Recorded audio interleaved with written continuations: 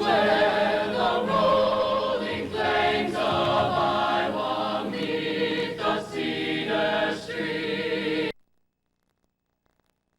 Dear old alma mater, high in our esteem, duty, honor, service always may, they never die. Hail to thee, our alma mater, hail, oh, hail, West High. Please stand and remove any head coverings for the presentation of our nation's colors by the West High School JROTC.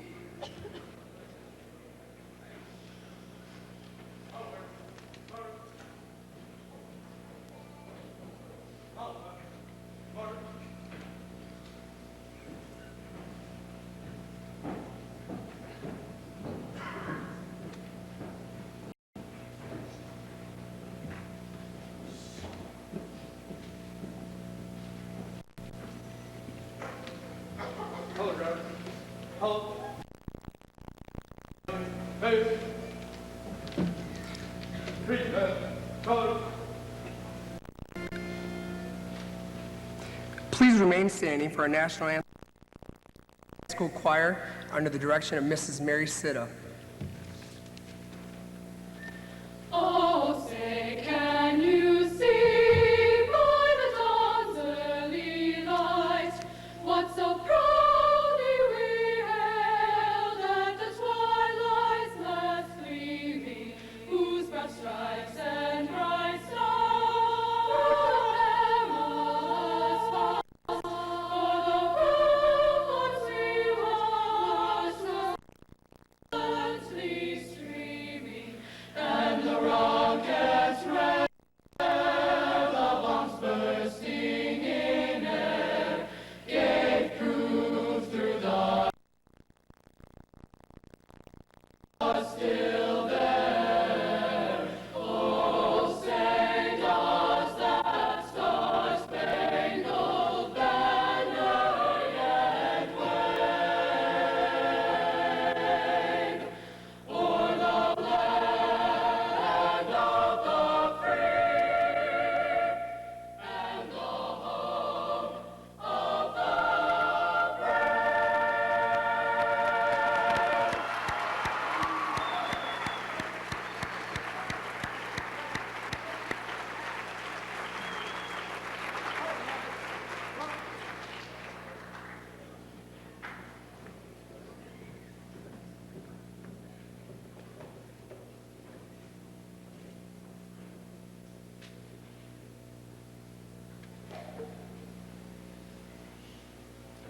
Welcome to tonight's festivities. My name is Jeff Frost, and I'm the athletic director here at Waterloo West High School, and I welcome each and every one of you here tonight. The first thing I'd like to do is give a huge West High welcome back to our 8 legends. Let's give them a big round of applause.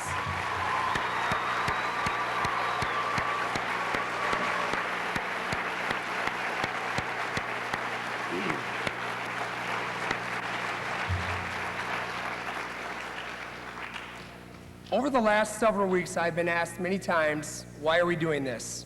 I can sum it up in 3 simple answers. Number 1, to honor our legends. I think we have a duty and an honor to honor these people that have made an indelible mark at West High School. Number 2, I think we need to honor the legacy of West High School. West High School has won 46 team championships over the years. According to records, that is the 2nd most championships won by any big school in the history of the state of Iowa. That is an incredible legacy.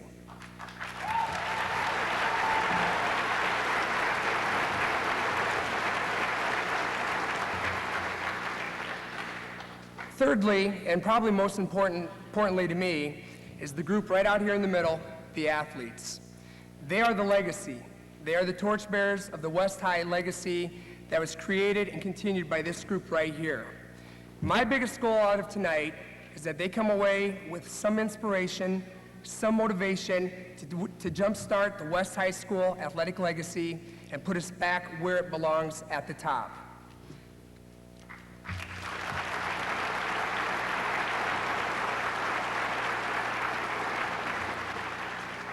These 8 young men and women are true proof that a young man and woman from Waterloo, Iowa, if they set their heart to it and work hard enough, can achieve fame at the state, national, and world level. If you believe it, you can achieve it.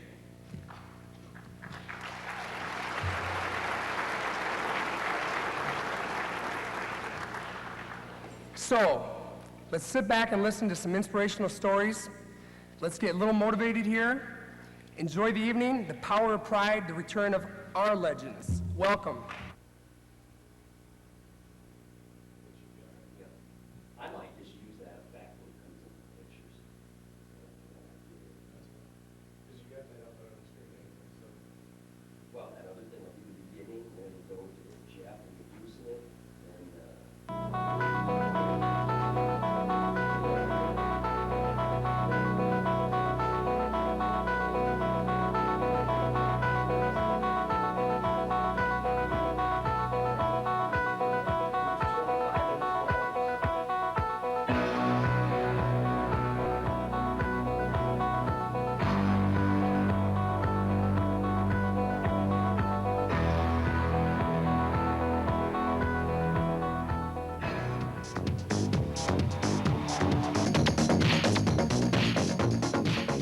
Hi, I'm Dr. Anthony Pappas of West Waterloo High School in Waterloo, Iowa, and today we're going to show you everything that we try to teach our perimeter players for them to be effective players on the... We ask them, 1, to be able to shoot that basketball effectively. They must have a three-point shot.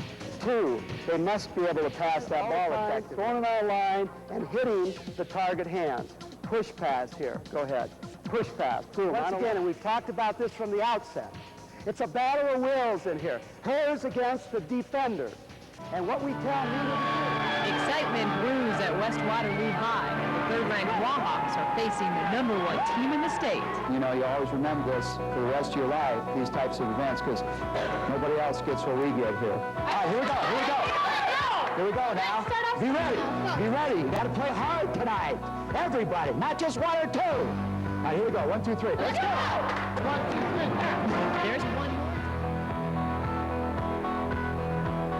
Running live tonight at Bob City Gymnasium. It was senior night for the Wahawks. Left eye senior Nina Smith stepping on the court for a big occasion. The Smith brought her A game and she shot the Wahawks to a quick 8-1 lead. But Cedar Falls, unfazed, just fed the ball to Ellie Peterson, and Miss Ellie went to work. Cedar Falls would lead by 4 at halftime, 32-28. This seesaw battle would see back the other way in the second half. Erin Fontroy, an unlikely hero for Waterloo West, shot her team back into the lead as she went on a personal 7-0 run. But back comes Cedar Falls. Amy Swisher, deadly. This titanic clash went down to the last 9 seconds. Westside trailing by 1. The Wahawks get it to Stephanie Stack on the inbounds play. She hits the shot to put the ball. Waterloo leads 59-58. 6 seconds remain.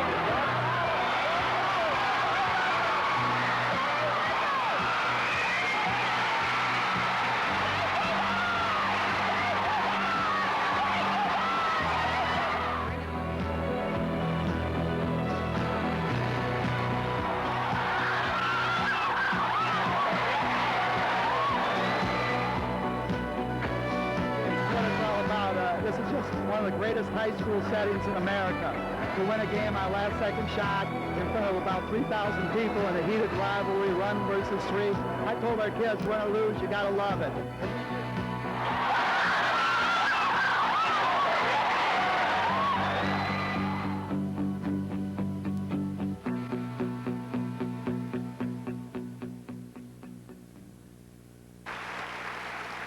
The all-time winningest female coach in the history of West High School, Dr. Anthony Pappas.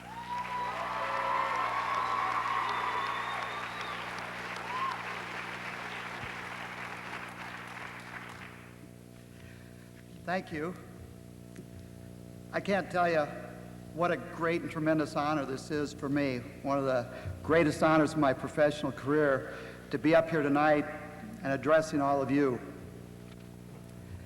I first came to West High in the spring of 1980, and as I was interviewing for the job, Everyone that I talked to, researched, visited with, they all told me not to take the job here. They said, what you don't realize, and this is what so many of you that are sitting here don't realize, is at that time, West High was really, really bad in girls basketball. There were 500 high schools in the state, and we were probably the 500th out of 500. And I say that sincerely because we had never had a winning season. They started the program in 1973, and through 1980, they never even won one conference game in the history of the school. I mean, we were at the bottom there. There was no ifs, ands, or buts about it. And at that time, playing in the Big 8 Conference, not only playing those teams, but our schedule, we were playing Janesville and Clarksville and Dunkerton, Hartford, New Hartford, even before they were combined with Dyke, and we were not being very successful. Actually, my first game that I coached here at West, we got thumped by New Hartford pretty good. And everyone that I talked to said, don't take this job. I would talk to other coaches. It's a graveyard here. They said, don't take it. The players, terrible attitudes. The parents are horrible. They said, the administration will never, ever help you win here. You are totally against, it'll be your graveyard if you take this job as a coach. And I mean, I talked to other parents, other administrators. I mean, I was doing my research before I came here. Well, I came and interviewed with Dr. Hansen and Gerald Fain, and they convinced me to take the job here. And am I ever glad that I did? I'll tell you.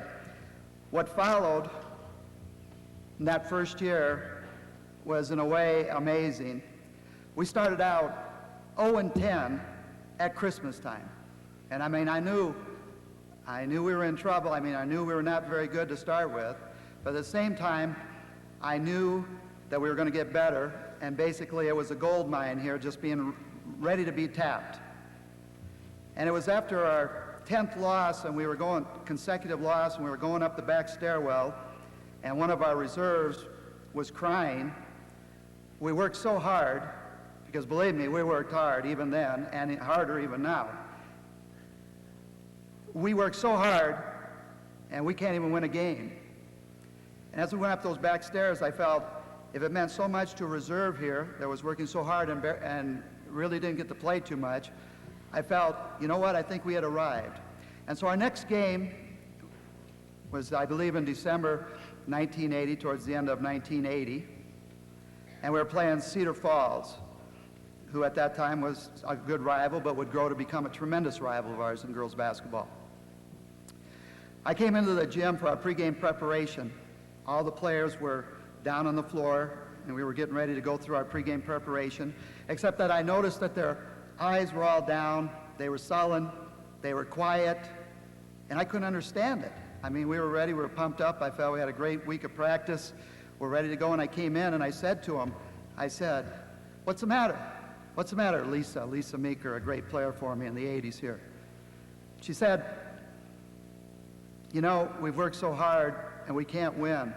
And she said today, a lot of us took a lot of grief, unfortunately, from the boys basketball team as they made fun of them, that they were terrible and really going nowhere, and it was going to continue to be that way. And it really had affected them, and I didn't really know this till I came in for pregame preparation with them. And I mean, it kind of got me a little intense, and it doesn't take me too much to get intense, I will tell you.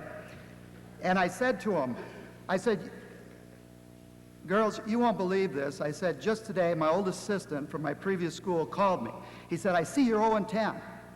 He said, you know, what's the problem there? You know, I know you're a good coach, but you can't even win a game. And I said to him, there's no problem here. He says, well, the players, you know, I said, yeah, the players aren't necessarily the best basketball players yet, but really they were great individuals to stick with me, to work that hard, to go through, you know, what has been losing after losing, you know, season after season, and really, you know, in a way, humiliation even. And I said, I told my assistant coach then, who had just called me that day, I said, I told him, I love it here. And I wasn't prepared to say this because this all struck me. I didn't know any of this had taken place during the day. And I said, I love it here. I said, I absolutely love it here, girls. And I said this in December 1980, never having a winning season, never even winning one game here, with a tradition that was non-existent.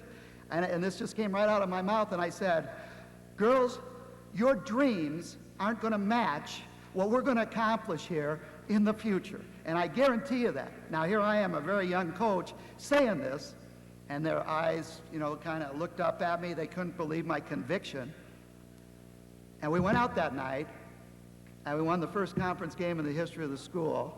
And that ball is in that trophy case with all their signatures, because I told them they were part of something special. Just winning one game, they were part of something special.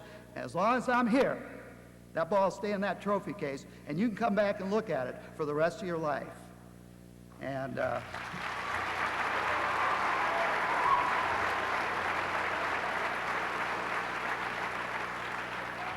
so as I said to him, I said, your dreams aren't going to match what we're going to accomplish here. And so I jotted down just a few things here that I wanted to share with you from that December 9, 1980. In the next 20, 25 years, we've had 16 teams ranked in the top 10 of the state of Iowa. We've won several Metro and conference championships, Mississippi Valley and Big 8 conference championships, when, as we all know, they've become very hard to come by. We've had 5 nationally ranked teams here. We are one of only 2 schools in the entire state of Iowa to have 2 separate Miss Iowa basketballs, and they're both here tonight. At one time, we were one of only 8 teams in the whole United States with Nike sponsorship. That's how much they thought of our program here. Our players also have participated in what people feel have been the greatest 5-on-5 game in the history of the state of Iowa, our 5-overtime thriller there. We've produced more Division I players, female basketball players, than any other high school in the state of Iowa. And since 1994, about 11 years to 205, we've played in 5 Final Fours, and we have 2 state runner-up finishes. But as I know, and as all my players past, present know, we still have that missing piece of the puzzle. And that's why I'm so glad so many of you are here tonight, because we, all of us here tonight, are here to inspire you, motivate you to go on and complete that last piece of the puzzle. And I'll tell you, and sometimes life is this way, 4 or 5 of those losses have come down to 1 shot, 1 free throw, 1 call by an official, and we've become so close. It's unbelievable. Sometimes I think God is testing me to see how much closer we can get to a state championship. But at the same time, I have to talk about there's no ifs, ands, or buts about it. We're on the downside of advantage here. I think everyone knows this. Mr. Frost shared this with all the 500-600 athletes the other day. Unfortunately, we're at the low point of low here in terms of competing in the conference at a statewide level collectively with all of our sports teams. And so that's one of the great challenges that lie before us as we come here to inspire. And inspiration is only going to be short term. In the press conference today, we were talking about intrinsic motivation. How many of you can take this inspiration, transform it into intrinsic motivation, and go out and accomplish great things? How many of you tonight, after listening to the 8 of us, will go out and lift weights? How many of you will go out and run on your own? How many will go out and shoot baskets, take hitting practice, go out bowling, wrestle, swim, whatever? That's the type of drive that we need here. How many of you will be able to say to your coaches tomorrow, Coach, I went out there last night after attending here, and I did something that's going to make me and us better. And I'm telling you because I took the challenge from Coach Pappas here last night. That's the type of attitude we need. And unfortunately for the most part, but not totally, that's the attitude that's been missing here a lot. And don't get me wrong, we have pockets of great excellence here in everything, from music, debate, to athletics, to academics, everything. But can we get better? Yes. Will we get better? Yes, absolutely. Now, I'd be remiss if I didn't talk about just a little bit about Molly Goodenbauer and Nina Smith here. Molly and her group in the early 80s through the mid-80s to the later 80s took our program from the very bottom, 500 out of 500, couldn't compete, couldn't win, was a laughingstock of the state of Iowa. And she moved us up, her and her group, moved us up the ladder towards the top. And then when Nina and her group came, as did others before them and after them and since, they took us to the penthouse here, as you saw on the videotape. I mean, how many high schools in the United States, and I know because I travel all over and I talk to coaches all over the country and other countries, how many teams have 3,000 people, girls teams, for a girls' regular season game in their gym? Almost none, almost none. But Nina's group, as I said, herself and her teammates, took us towards the top, which was tremendous. And it was a tremendous ride here. And Nina was a tremendously talented and gifted athlete who was very, very coachable and did tremendous things here for herself, for her family, for West High, and most certainly for me.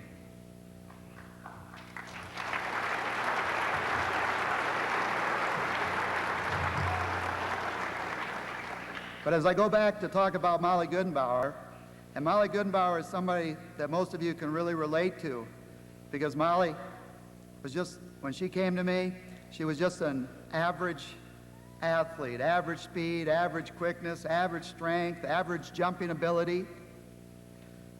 But what you can't gauge, and she was 13 when she started at West High because she was so smart she skipped a grade.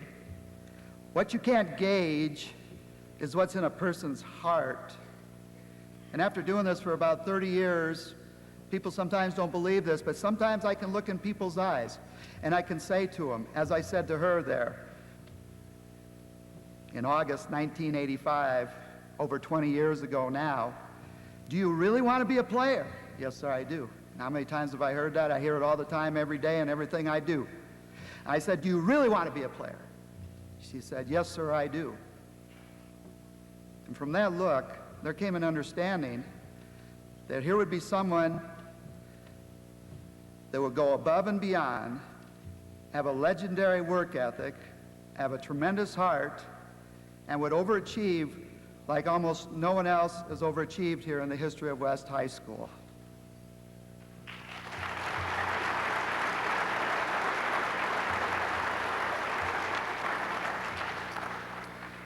And the stories I could go on and tell about her and Nina and others, you know, could fill up the whole night here. But one of them that kind of sticks out in my mind is after, you know, a tough season, and we had a natural rivalry at that time with Columbus High School, just 5 blocks away, who also had a first-team parade All-American, and we had a first-team parade All-American. If you can imagine this, Waterloo High School, or Waterloo City proper here, having 2 of the top 10 players in America, 5 blocks apart. Well, it did happen. But unfortunately, we lost some tournament games at the end of the season in a tremendous rivalry. And even then, Columbus was rated as high as 3rd in USA Today, one of the top teams in the country, and we had tremendous games with them. But what would happen if we lost on that Thursday night after roughly 100 practices and 4 months of practice and 20, 30 games, and I would come back that Friday night, because I come back just about every night here at West High. She would be waiting there for me by herself because she was intrinsically motivated. And as I got in my car, she was here waiting for me. A person that had taken early bird PE, 7 full classes, ran cross-country track, and then waited for me to come back every night. And the first words out of her mouth were, "What do I need to do to get better?" After just a crushing loss the night before. And I said, "You need to do this, this, and this, and you need to do this, this, and this." She said, "I'll do it." And let me tell you, she did. She was in that gym every day, every night, Saturdays, Sundays, by herself a lot. And she accomplished great things as well. And you'll see more about both of these a little bit later. Now, the question that I get asked the most in my life from my first month here at West High in 1980 to just a little while ago, the question I always get asked is, why do you stay at West High School? Although I'm going to share this with you. And I'm going on 26 years here or more, and I think I have some more good years left in me.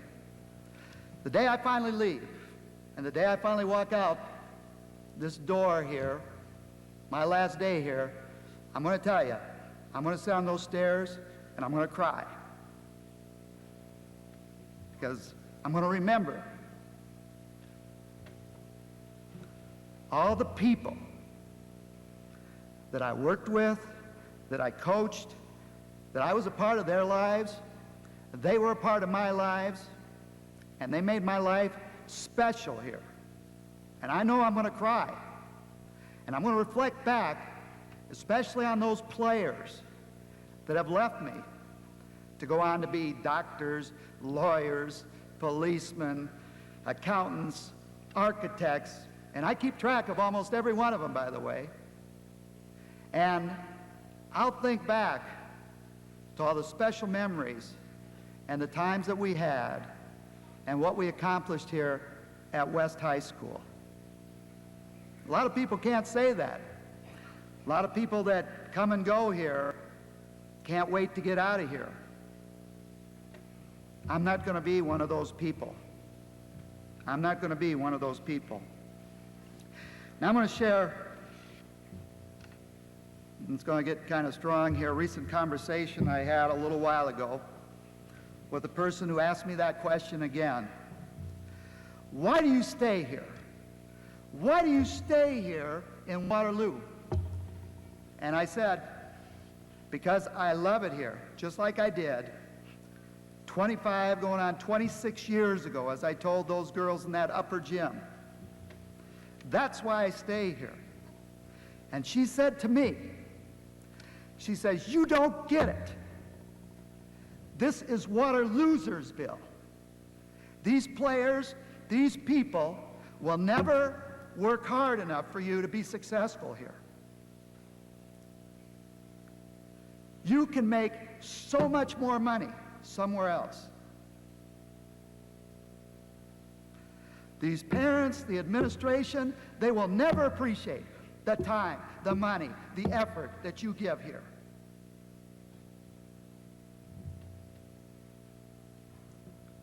You will not be appreciated at all." Now, I said to her, I said, all I need is one person that'll give me their heart, that will believe, that will find meaning in what we're trying to accomplish here, what I'm trying to teach them. And that one person, and this is the way we did it 25, 26 years ago, that one person will begot another person, who will begot another person, who will begot another person. And I've seen it. And don't kid yourself. I know one person can lift an entire high school, this size or any size. There is absolutely, positively, no doubt in my mind, one person can do that. And we're looking for more than one person in everything here to do that, to lift us up. And I told her, it will happen. Now I'm going to finish with one last story, and this one gets a little emotional for me. It's Molly Goodenbauer's last game in her senior year. We're ranked number 1 in the state. We're going against our arch rival Columbus, and a crowd just like the crowd you saw on the DVD. And we're going to go against an excellent team, but we feel this is our year, and we're going to go to the state, and we're going to win that state championship. And we encounter a team that plays above their heads, as sometimes they do, and we encounter a team that has a player that plays so greatly against us that the next 2 years of her career, she'll never match what she did to us that night. And sometimes those things happen in athletics, and you have to deal with them. Well, unfortunately, we lost in a game that went down to the wire, and her career is over. She rode back in the Suburban with me, the two of us, so mad, so upset, we couldn't even talk to each other. Everyone else went home with their parents. We came back to the gymnasium here. I walked up there to that upper gym, unlocked the locker room so she could put away her shoes for one last time because her high school basketball career was over. She went in, didn't say a word. I came down to deal with my assistants who were very upset, very emotional. Took care of my assistants. Took the lonely walk back upstairs to lock up the locker room before I left. And as I came to lock the door, and I've never told this story with her, so this is the first time she's going to hear it. I mean, she lived it. As I went to lock the door, she was in the corner of the locker room, the dark locker room, crying her eyes out, crying her eyes out. And I walked in, and let me tell you, I've been coaching a long time. I've been around world-class athletes. I've been at all levels, and she's as mentally and physically tough as any player I've ever been around, male, female, anything. And I went in there and I said, Molly, you have nothing to be ashamed about. You have nothing to feel bad about. You've worked harder than anyone that's gone through this high school. Day and night, year-round. I said, you're first team All-American, you're first team All-State, you're going to be Miss Basketball of the state of Iowa. At the time, she even won this Milky Way Award, awarded to one female athlete in America.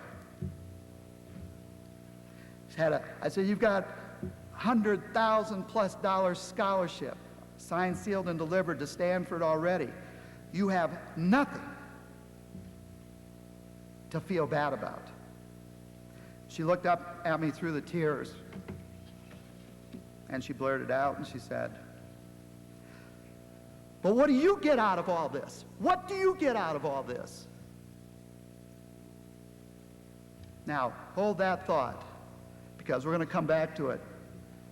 Now I'm going to take you forward to April 1993, LA Sports Arena, NCAA National Championship game.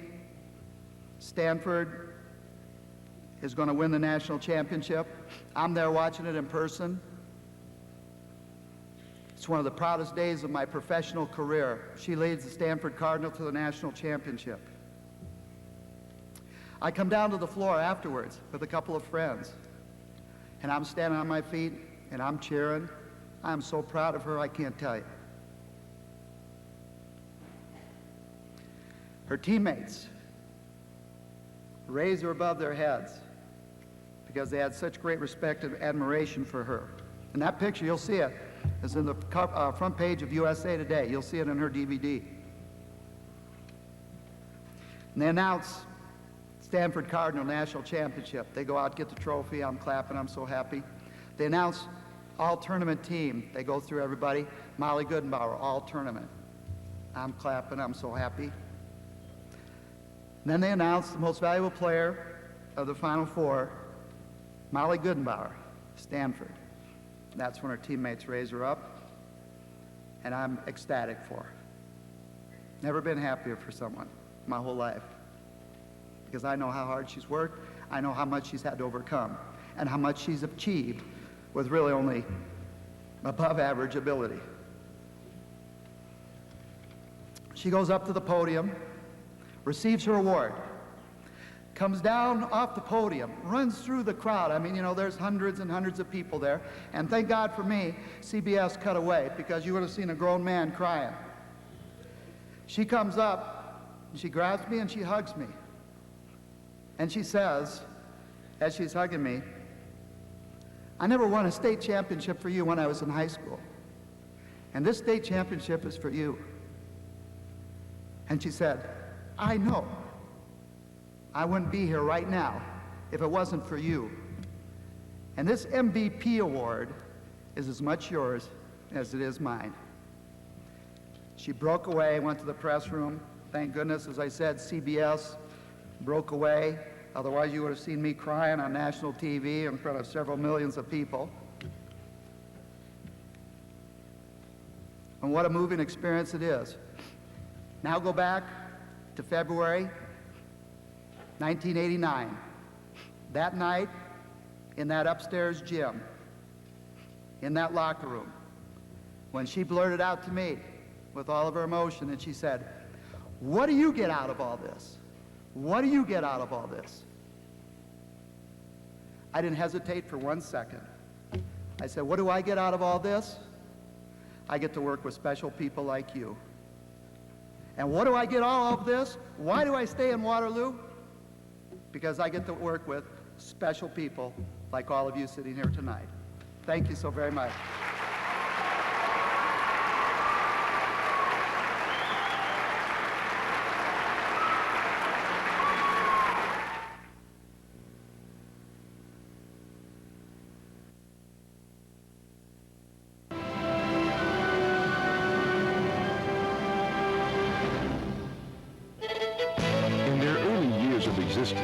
The Dallas Cowboys were just about the worst team in the NFL. One of their few legitimate stars was a tough-as-nails fullback from New Mexico named Don Perkins. Hey, diddle, diddle, perk up the middle. That was one of the early rhymes here where the first offensive play was Don Perkins over right guard, or in the change-up over left guard. He was in the toughest times. Boy, when you were playing back in the 60s, 61, we didn't have much going for us. The guy was a remarkable runner, a great pass blocker, and one of our best players in our history. He was our primary back in the I formation, and you know, you think most of the time your tailback would be the primary guy, but we didn't have anybody nearly as effective as Don was at running the ball, so he was our primary weapon. Don was as good on that quick hitter as any back that I've ever seen. Boy, Don could hit up in the middle of that line and slash and move, you know, quicker than most backs that I've even seen even today. I looked down at Dallas, one of the great touchdowns he had against us on my side, of course it was, when he started, where I just knew he was going outside, and he broke it back inside and went in for a touchdown, and took a couple people into the end zone holding on to him. So he showed a lot of power in doing that. Perk was my hero and still my hero. I think he got the most out of his ability and of every play. Perk never quit, you know, until he heard the whistle blow. I mean, he thought he could gain another inch, another foot, another yard, and if it took punishment to do that, that's the way the game was played. Only Hall of Famers Jim Brown and Jim Taylor rushed for more yards than Perkins during the 1960s. And when it came to blocking, Don came in second best to nobody. A little back blocking a 235-pound linebacker, normally they'll close their eyes and duck their head. But Perkins wouldn't do that. He aimed for your soft spot. He'd hit you right in between the ribs there, and he'd get you pretty good. Perkins' life after football has been devoted to philanthropy and community service. with occasional pauses to experience the world around him. I got involved in some acting kinds of things, and I was recruited because people had seen me or had talked to him, and they said, he looks a lot like Frederick Douglass. I wonder if we can teach him to remember lines and to act a little bit. So I still do a Frederick Douglass one-man plays in Colorado and New Mexico, and sometimes even beyond that. Football has just been something that I did for a given period of time, and it was fine. It was a job, but there's a lot of dimensions of being a person, and I like to think that I am more than just a guy that could run with a football.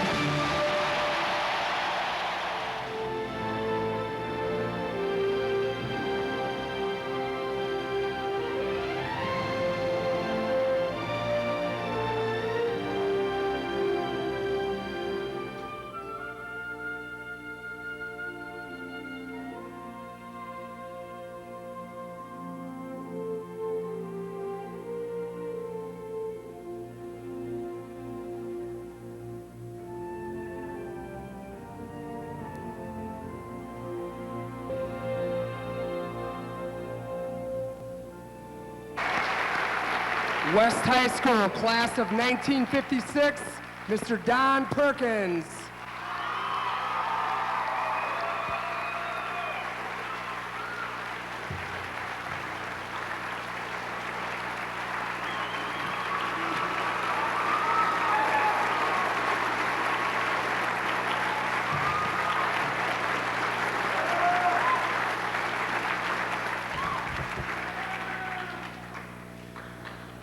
I don't know if it was either Jeff Greenfield or George Jones, but one of them sang the song about the green, green grass of home.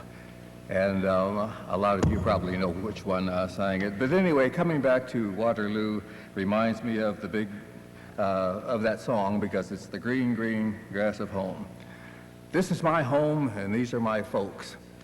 I want to say a little something, and I don't want anybody to be offended by it, but there was a great racial divide in the city of Waterloo, as there was around the country back in the 50s when I grew up here. And we lived in a part of the city called Riverview, part of the city that was relegated either to poor whites or we minorities. And but we were on the side of town that I ended up, if I stayed in school, which I did, I ended up going to West Waterloo High School, where all the blacks in the community who lived on the east side went to East High.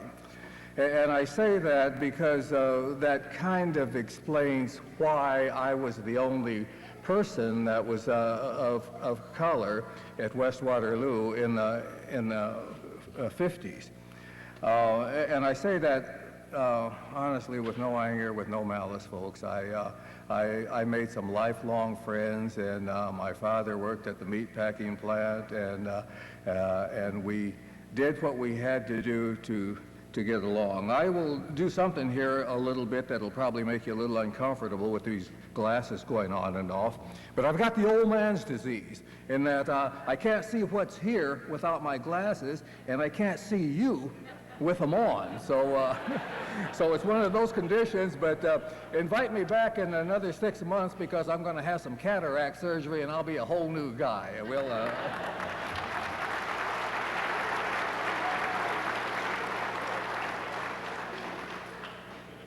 I was, as the video showed, and I don't need to go through it, I played 3 sports at West Waterloo, and part of the reason I played 3 sports was, well, I really couldn't find a job anyway, so why not play a sport, you know, and but it worked out well because I think you learn something through that diversity of sports that helps you with other sports. I was flattered and certainly honored to be invited to be here with you. I haven't taken a quick step in over 35 years, and you know, for somebody to say, hey, we want to come and review your athletic career is quite flattering to me. This is my home, and I will always come back here, not because I've got a lot of family here, but I come back because I have very good memories. Most of you in the audience probably know, and I know I'm going to offend somebody, but Doc Londo and I have been excellent friends for a long, long time, and Bob and I are still friends. We've gone on trips together, we've done lots of kinds of things together, but like I said before, this is my home and these are my people. You know, life takes some strange turns for you, but I think if you prepare yourself to meet the opportunity, and this is primarily what I try to tell youngsters, you never know what kind of avenues will open up for you. I had no desire to go on to college and play in the pros. When I got out of high school, all I wanted to do was get a job. I'd been a poor guy. All I wanted to do was get a job. I said, I know I can get a job at the meat packing factory or John Deere tractor company and make a good, and that's all I wanted to do. And I had, and I still love George Dutcher. George was like a father figure to me, and he doesn't replace my father, but George, I still remember him saying very clearly to me, Don, if you don't go now, you probably never will go. And we talked about that some as when George was still with us and he came out to visit, and we reminisced over those times, and he stayed in my home, and it was just beautiful. One of the things I'd like to say to you youngsters here is prepare yourself for the opportunities that may happen in life. I did a lot of stuff in television and radio, and I did it because I had the capacity to use the English language and use it well. Now, I wasn't trying to imitate white folk. I wasn't trying to imitate anybody. I was being me. But because people, and CBS, when I was getting ready to retire from football, Pat Summerall with CBS did an interview with me because I had scored a touchdown or done something significant in the play, blah, blah, blah, you know, whatever. And they asked the question, yeah, how'd that go? And you guys usually mumble, hey, you know, I did this for my mother, my dad, and blah, blah, blah, you know, that kind of stuff. And I answered the questions, and CBS offered me a job. They didn't have a position for me, but they said, hey, the guy can talk. Why not hire him? You know, so, and they didn't have a job for me. They did not have an assignment for me, but they created one. And since that time, I've done a lot of things in radio and television, and I've also done some theater kind of stuff. I'll close with this. I had a friend, he's a playwright, and he had done some theater kind of stuff, and he had written a story or a play about the life of Frederick Douglass. Saw a picture of me one day in the paper because I was doing something or other, and he said, gosh, that guy looks like Frederick Douglass. I wonder if we can teach him to remember lines or anything, you know. So he came trotting over, and, you know, I say this to say that, and then I made, a whole long career out of doing theater kind of work. So I say this primarily to you youngsters out here in the audience. There's many opportunities in life, and if you have yourself prepared to meet those opportunities when the door opens, you can't imagine what will happen to you.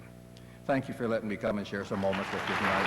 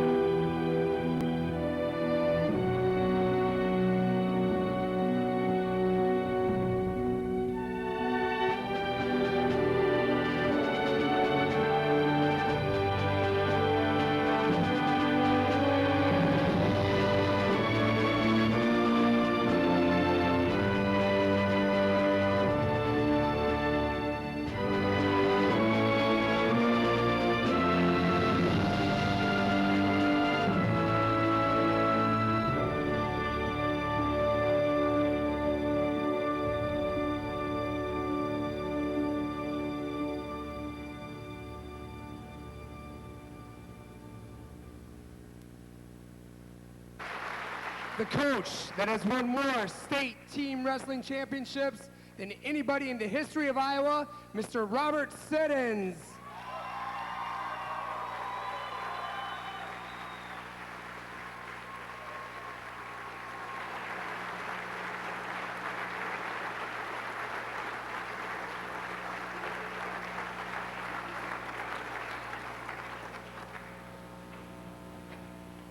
Good evening, everyone. You know, it's exciting, and as old as I am, I can't see you, but I think of you as young lads and lassies.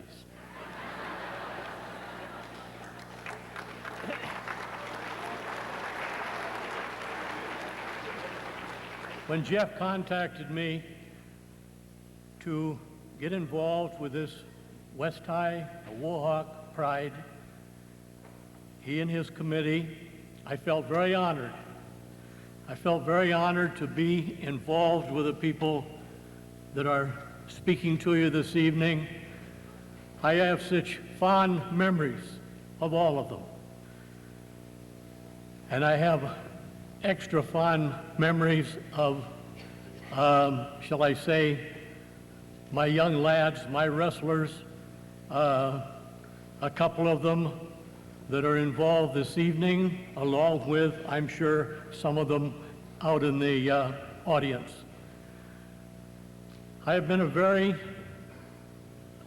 lucky person, a very fortunate person, a very lucky coach to have so many young men that I have been involved with. I've been involved with West High for over a half a century, more than a half a century.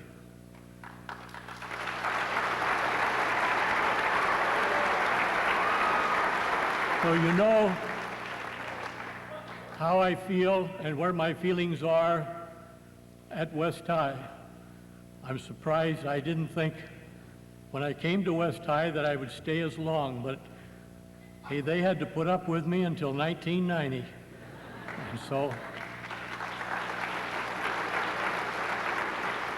and I wish I had time to talk about all these young people that I have been involved with. And again, I repeat, I had such fond memories of these people in front of me. Not just wrestling, but all different sports. Actually, along with me being here for more than a half a century, my wife Joyce graduated at West High, and she taught at West High. So we Siddons have a lot of contact with West High School. I'm going to focus my little time that I'm going to talk to you, and I don't know whether if I could go away from this mic. I would like to walk out further, but I guess I better stay here because I might walk right off of the stage. Actually, and in focusing and talking to these young people, and I don't know who the athlete or who the young people are that are out there, but I have to say to all of them, and I guess I start with the word involvement. I think involvement is the beginning of everything. And I am very proud of you people that are involved with the activities, the athletics, and anything that has to do with West High. There are times when I get a little upset because I feel that there is potential that is not getting involved. They seem to want to get a job or they want to do other things. I wish, and I know you're not at my age, but I wish that you would know what I have known and what have taken place for me, the great friends and all of the wonderful memories that I have had. So I do congratulate you people that are involved. I almost want to ask you to be a recruiter. Anytime you see a young lad or lassie that you think has potential, talk to them. Make them realize, you know, after your education, you're going to be working all the rest of your life. But now, these are the times, these are the greatest times that you will have. And so consequently, maybe you can recruit some of these people and get them involved so that we do have a great high school, but we don't want to be complacent. We want to keep being a great high school. Along with that, I want to say to all of you that patience is so important. You young people that get involved and then you drop out, please think of patience. It's so important. I had some young men that never made they were on the squad, but they never made the team until they were a senior in high school. Never made that team. And then after making that team, they went on, a number of them, to becoming state champions. So that's what I say with patience. And you young people out there, you have some wonderful people that are backing you, whether it may be your coaches, your teachers, it could go on and on, your administrators, parents, in particular your parents. My goodness, the parents have done so much for West High, so many things. I want to say to you,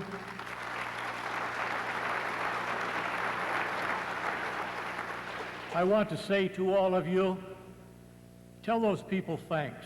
Tell the administrators, tell the teachers, tell the coaches, tell your parents. Not just once in a while, but keep telling them and thanking them. Respect them. I want you to appreciate what they are doing for you. You know, I say to some of you, you don't have to win a gold medal to be a champion. I say this, you do the best, you work hard and do the best you possibly can with a lot of class and dignity. That to me is a champion. And under those circumstances, with you being that kind of a champion, you're going to bring about championship teams. I used to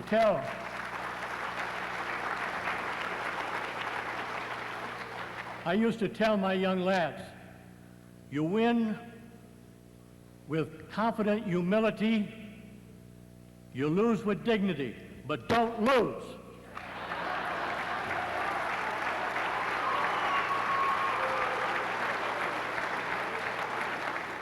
Thank you very much.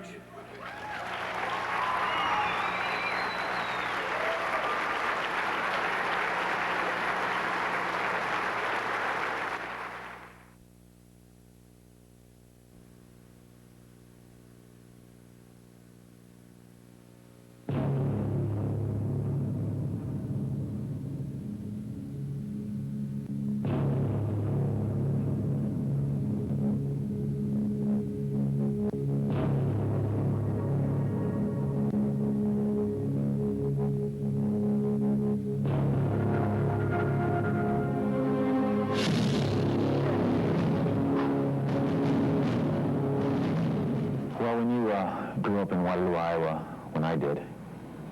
If you didn't wrestle, you probably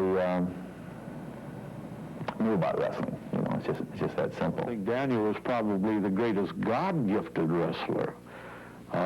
He worked hard with his intensity, with everything and all.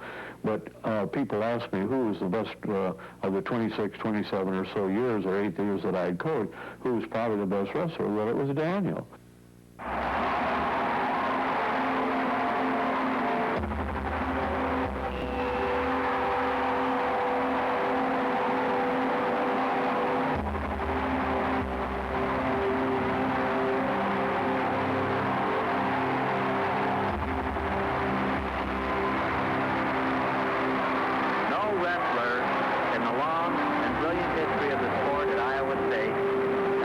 captured the imagination the way this young man has.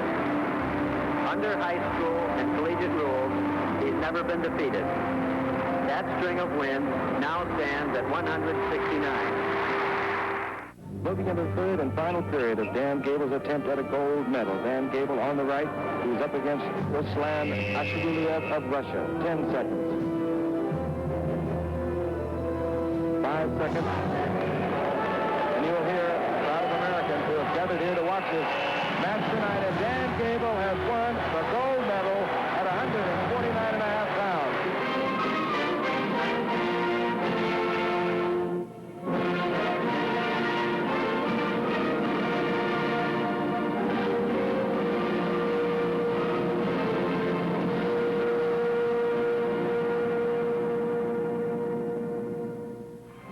This is the 1997 NCAA Division I Wrestling Championships from the Unidome on the campus of University of Northern Iowa in Cedar Falls. Gets away, Iowa wins.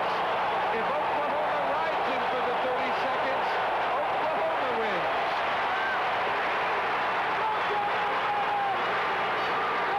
Kading's title that he owns comes down to this. Can Fullhart get away? Fullhart is going to do it!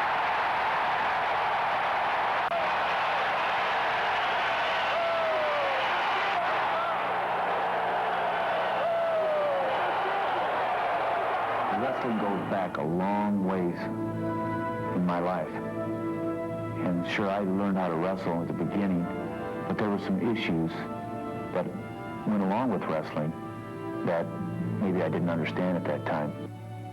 All this stuff happens because of a tremendous amount of focus and desire and will and preparation, and just doing a lot of thinking about what you want to happen. And because you constantly do that, and then you're doing the things to try to see if it'll come out that way, over a period of time, things come out that way.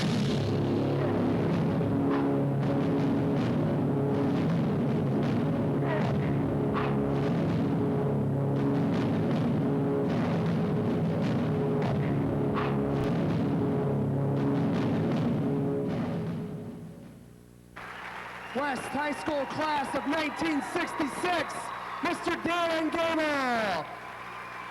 Thank you.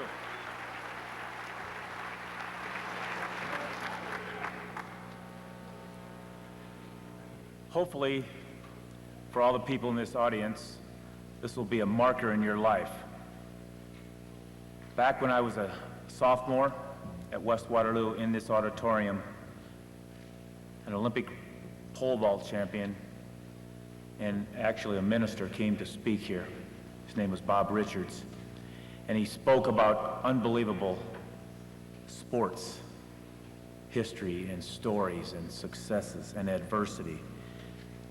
And he also talked about a Christian way of life. And that was a marker in my life. All I did was buy a book from him afterwards, and that book, I still have that book.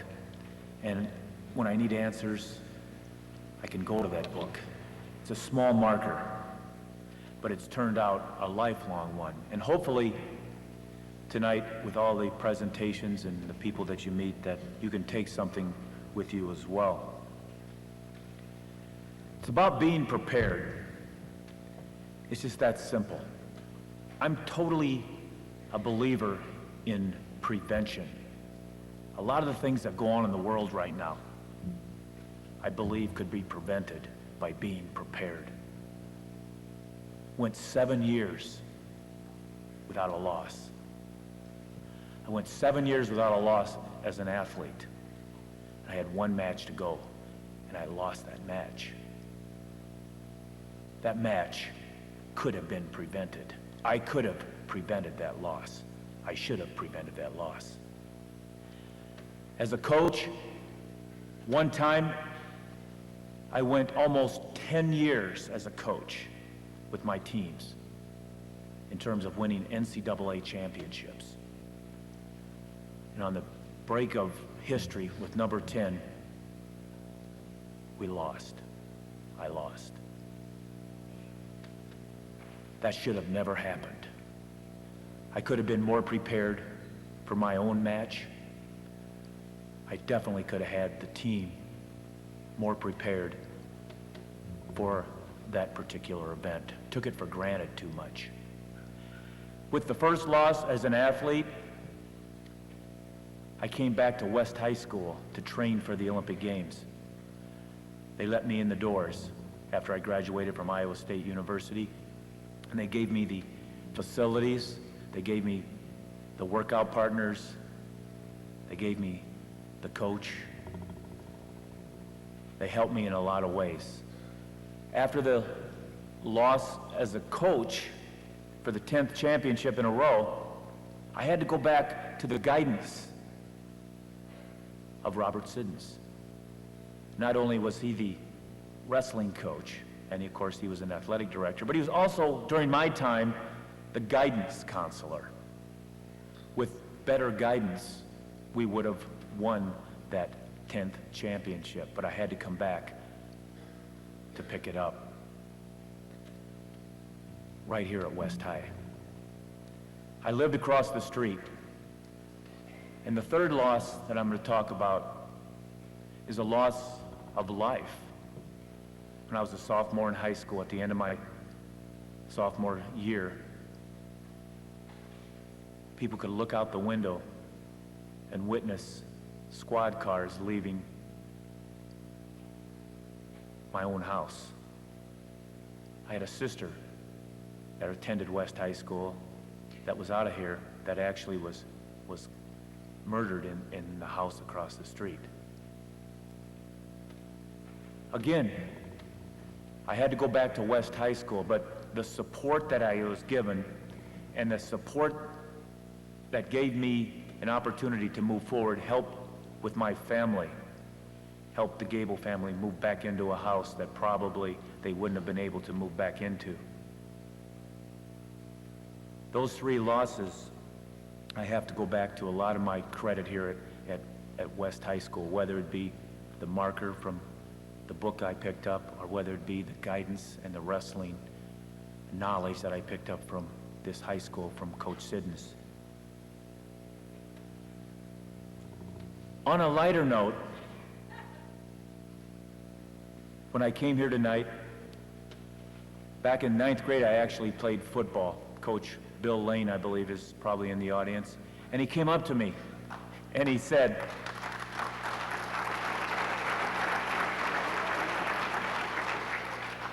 you know, you were one of the best quarterbacks I ever had. You know, I can't even remember playing football. It's been that long ago. But you know, when he said that, it motivated me. You can use motivation from many things in your life. Anybody can say anything to me, positive, negative, and I can turn that around and do something that's going to help me in the future. Those losses that I talked about, you either have to overcome adversity or it takes you on. And along the way, you must overcome it and go on to greater heights. I've talked about numbers, 15 NCAA championships, 25 straight Big Ten championships as a coach. But again, on a lighter note, but not really, after the Olympic Games of '72, I had to come back again to West High School. Because it was time to quit having your horse with blinders. It was time to go on with your life. I had to come back to this high school to find a great lady to get married with. And so this is what I came back to, and she's in the audience, I believe.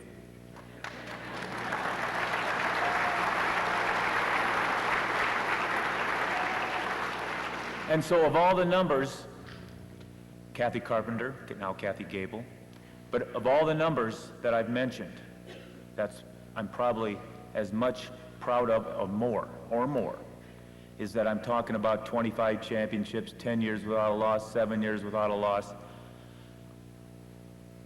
32 years of marriage so far.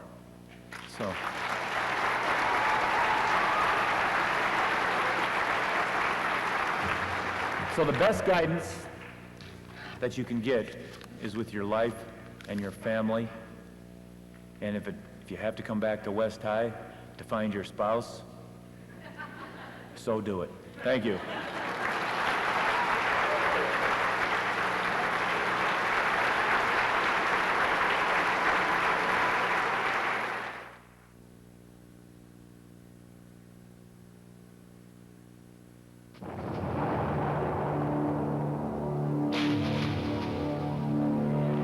I don't think of it really as a sport, it's just what I do.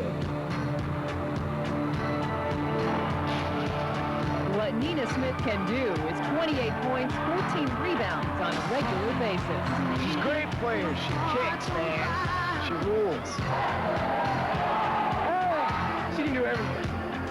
She's a complete player. I've heard that she has some NBA coaching.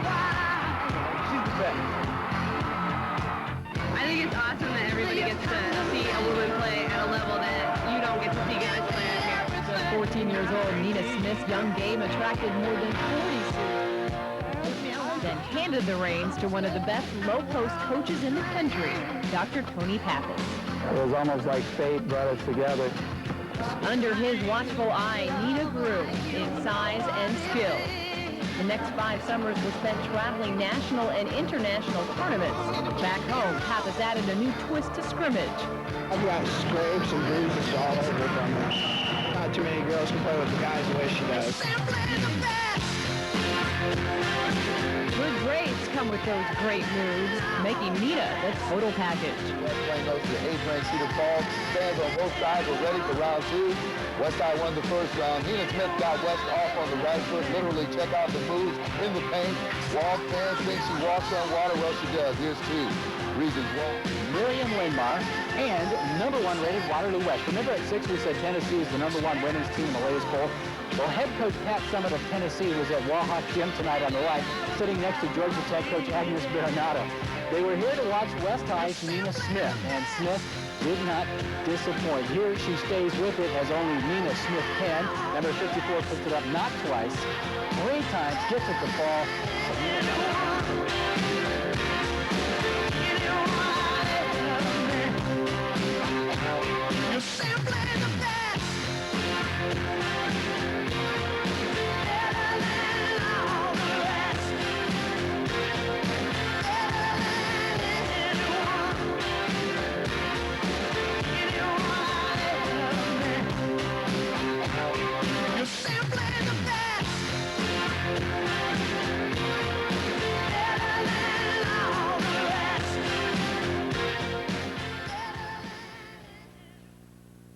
West High School class of 1999, Miss Nina Smith.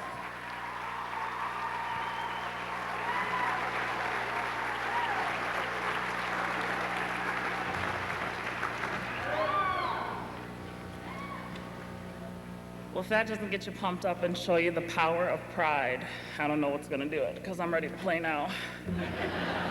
Just grab my uniform, coach, and throw my shoes on, we'll go. I was a little surprised when I was asked to speak at this event. It feels like I should be in the audience listening to this than included among the legends that I'm with today. However, it's truly an honor to be recognized and for me to have an opportunity to talk to you. It's been 6 years since I've walked these halls, wore a West High uniform, attended a pep assembly, but it just seems like yesterday I was right here, doing rebounding drills along the edge of the auditorium stage. In those 6 years, I've won an NIT championship, traveled the country, enjoyed college life. I really enjoyed college life. But all throughout that time, West High was with me. I always remembered the rush of running out into a packed crowd in our gym. I remembered the West versus Cedar Falls rivalry. I missed my high school friends and sports comrades. And I even missed Coach Pappas. But it was not until I graduated from college that I realized the things that West High was doing that set us apart from everyone else in the state and even in the country. The special school pride and spirit that we carried with us every day, at every event. Coach Pappas used to always tell me that he was preparing me for life here. And I didn't get it, because you don't have to run suicides in the office or have the honor of wearing a weighted vest while running those suicides in the office. But I now realize what he was talking about. He was talking about the pride of being an athlete, the power that that pride holds, power that you'll find within yourself from being a student athlete. He was talking about the pride of knowing that you worked harder than anyone else that you could ever play. The pride of knowing that games would be the easy part because you prepared so hard in practice. You were supposed to win games because anything else would be unacceptable because you worked that hard. He talked about accountability to your teammates, your fans, your school, so that when I put on that West High uniform, it was special, and I was proud to wear it. West High taught me about accountability to those people around me and to myself. I was learning about a certain kind of preparation within academics and in life experience so that I could go out and be a productive citizen in this community. Although it took me a while to understand Coach's message, I get it now.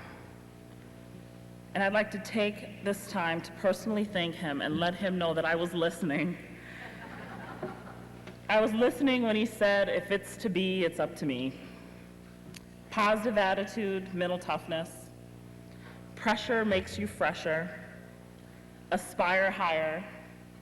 And even get a left hand or get a life.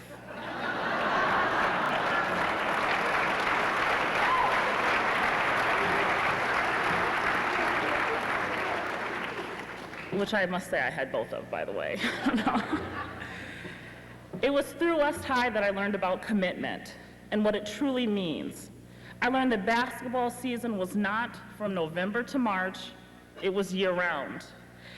Every day, sometimes twice a day, early in the morning. And it was, if I was going to be the best, I needed to be committed. I needed to be committed to my teammates, to my family, and this commitment would transition with me throughout my life. West High has provided me with lifelong memories, friends, and what seems like family. Every time I walk through these doors, I will be eternally flooded with memories. I remember one Saturday morning, a practice, standing at the free throw line, dribbling the ball, getting ready to shoot a free throw, praying to myself, if God can only give me the strength to make these 2 free throws, we can stop running lines.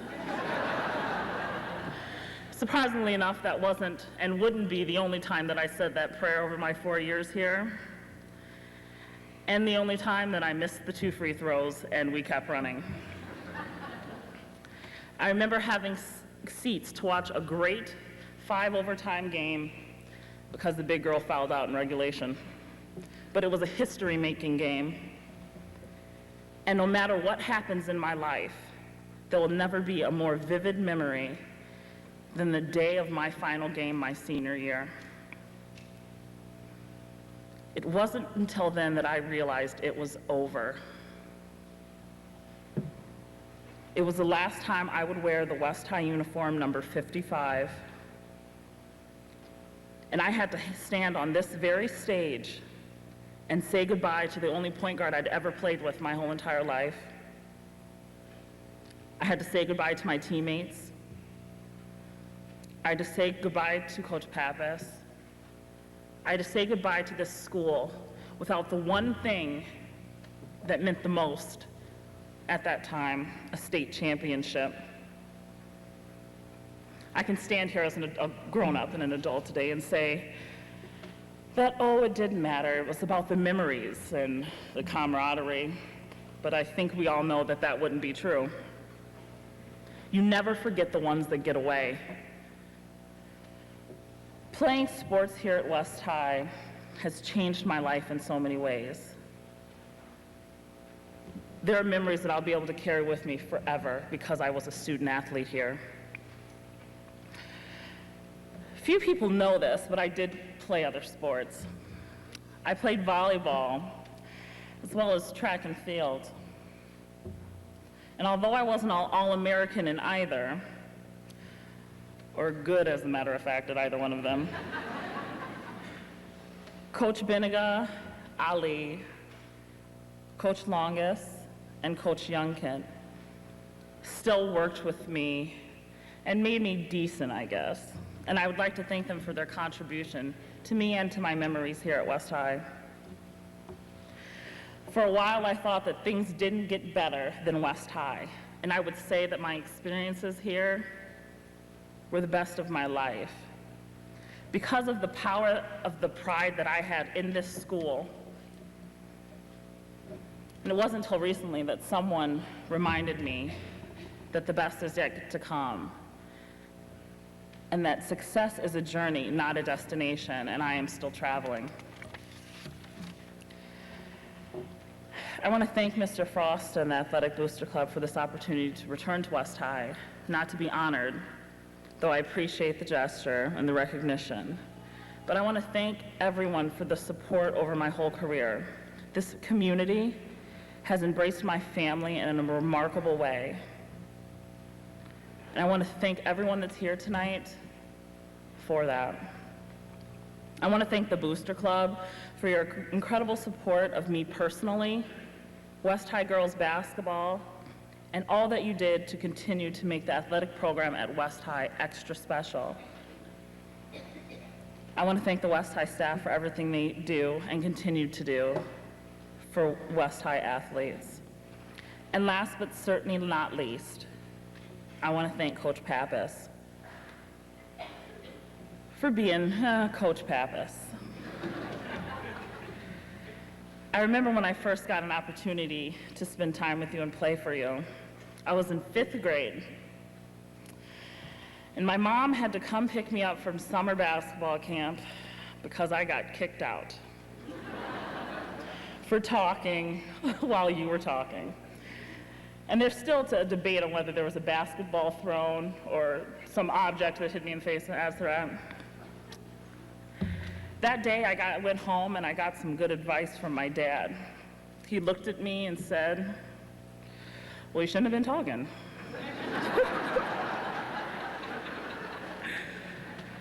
And I returned the next day to camp, and I'm glad that I did, because it was the start of a great 8-year work relationship and a basketball career. You shared your time and expertise with us.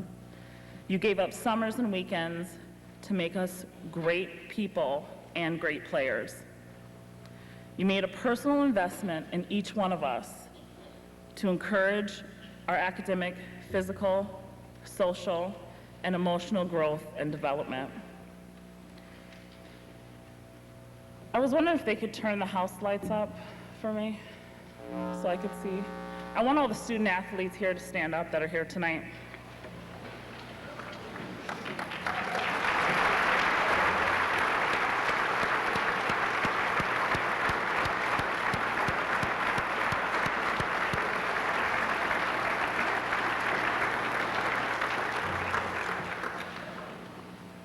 I'm not that far removed from West High. I was here years ago, 5 years ago.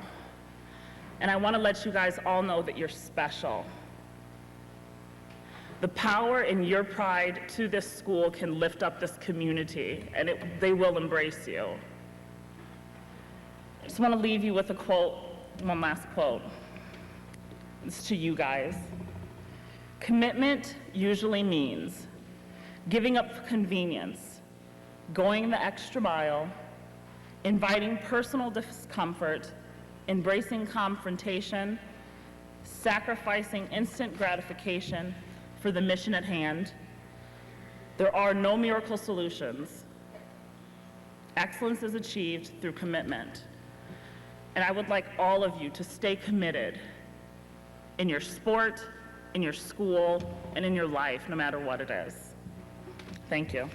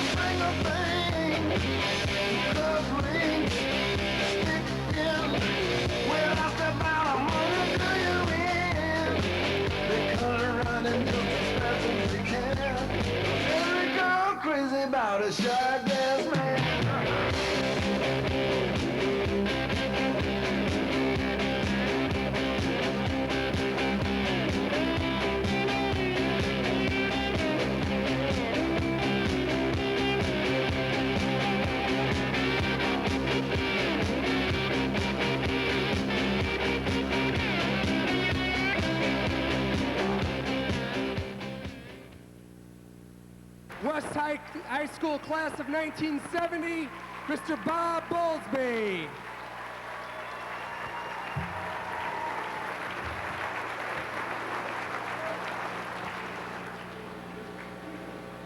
Nice pictures. Rick Smith, I will get you for that. Now, I know most of the student athletes that were standing up are wondering, when are these old people ever going to shut up? But I want to thank you for allowing me to be here. I'm sort of the odd duck among the eight. I didn't win any state championships. I didn't make any all-state teams. But I'm not sure that anybody could have had a better experience at West High. I grew up aspiring to be as good a football player as Don Perkins. I grew up aspiring to be as good a wrestler as Dan Gable, and I didn't make either one. But I had the opportunity to be a part of championship teams, and I had the opportunity to learn from some of the best. My experience and my good fortune to play football under Dan Bowles and to wrestle for Bob Siddons have been formative experiences in my life. There isn't any question about that. I learned some lifetime lessons that I use even to this day. But you've heard some of the best coaches in the country talk about what it is to commit yourself and to really fully take advantage of the opportunity. I want to speak to the student athletes certainly, but I also want to speak to the rest of you that are in here. While I was at West High, one of the things that I recall was a terrific parents support group. A booster club, if you will, provided moral support and did an awful lot of things that made us better. And probably at times made us think we were better, even when we weren't. A good friend of mine who's in the sporting goods business reminded me not long ago that 15 years ago, 95% of the checks for athletic equipment came from school districts. Today, about 95% of those checks come from booster clubs. You really do make a difference in how you support your sons and daughters and how you help them prepare to be a part of a winning tradition at West High School. I think this is a pretty good indication that there are good people here and more that are willing to get involved. But I can assure you, as somebody that does this every day, the people that are here coaching, the young people that populate the teams, can't do it without the right tools. And those right tools are putting money aside to keep the best coaches, to attract, identify, and retain the best coaches. Coach Pappas stays here for 25 years for his love of the place. He's sure not getting rich coaching, but there are an awful lot of people around for whom it's a huge sacrifice. There are some on the staff that have to make very, very significant sacrifices in order to continue to teach and support and coach your young people.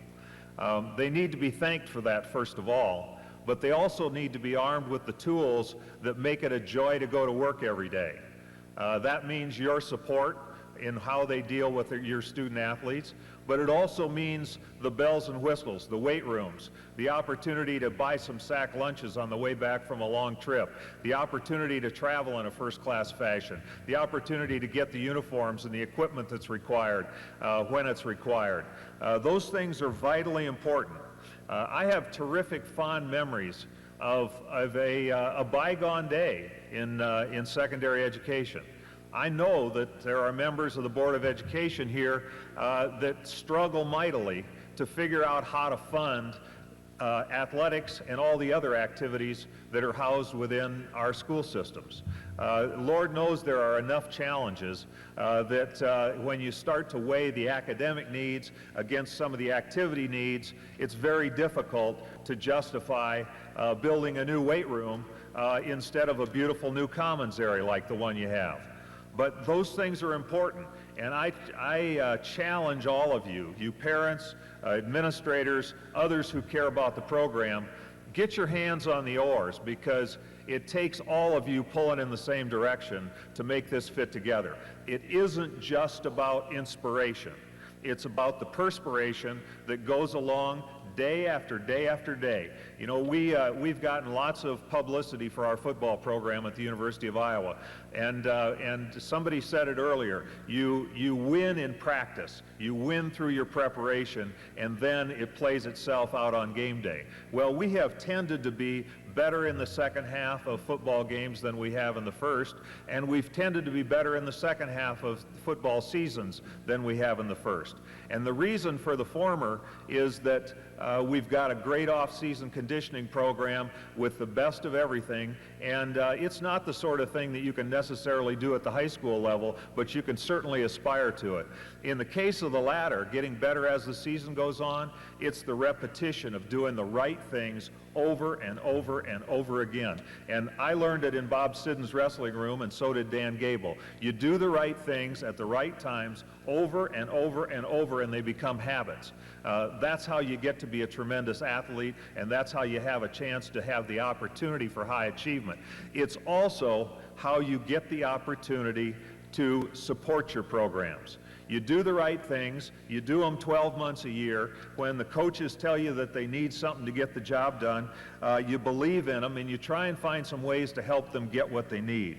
And it's not about the 8 of us up here. It's about a great school that's struggling right now, that needs your help, and it needs the help of a lot of other people. It's great to see all the student athletes here, but we ought to have twice this many parents in the room, because every last parent has a stake in the future of their young people. And there is no better leadership laboratory any place in secondary education or in higher education than what takes place in athletics classrooms. Some of the best classrooms in this school, some of the best classrooms on my campus, are classrooms that have maple floors and grass fields and rubber mats or water in a pool.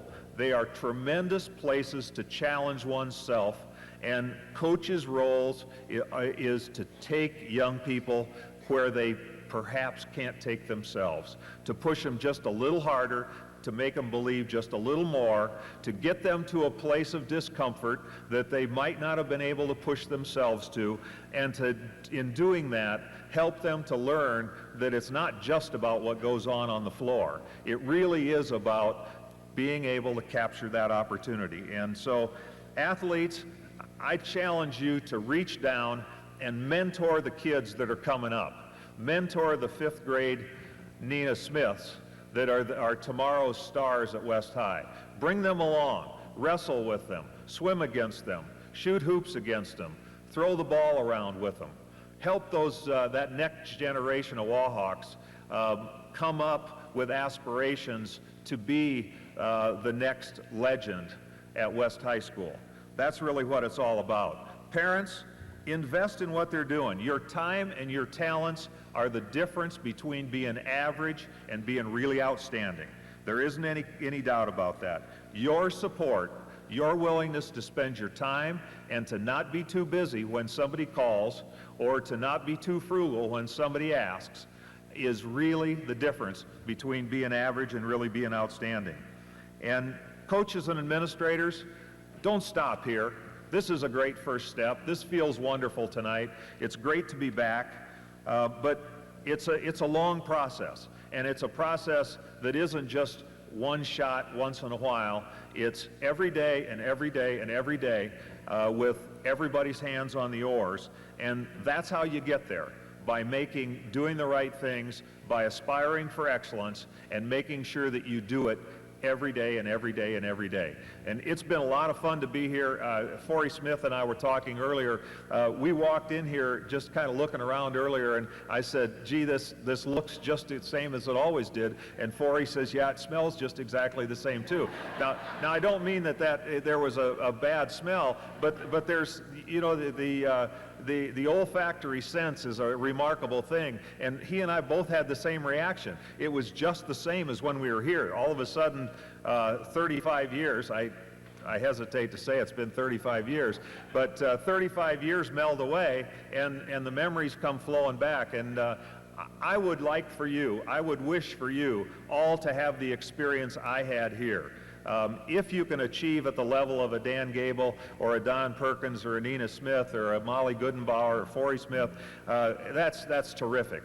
You'll get there by doing the right things day after day. If you don't get there, you'll still have the same memories I have, which are absolutely wonderful in every way. They are life-fulfilling opportunities and lessons, and I thank you very much for having me here, and I thank you very much for this initiative. Just make sure it keeps going. Thank you.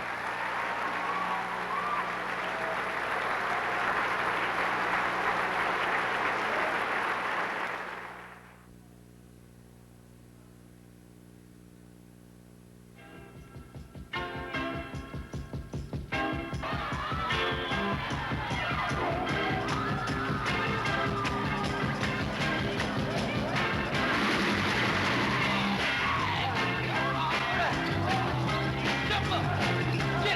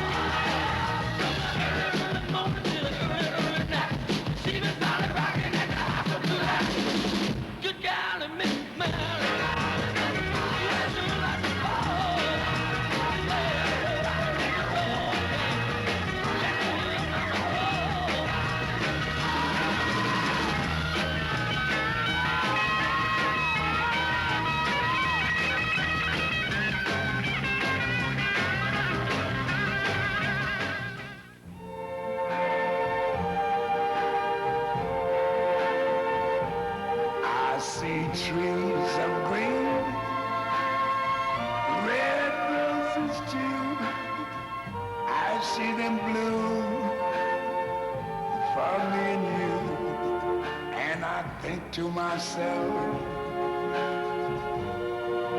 what a wonderful world.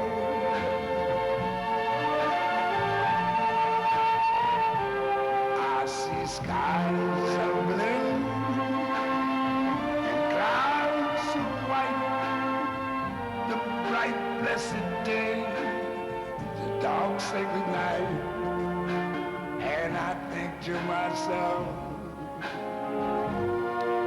what a wonderful world.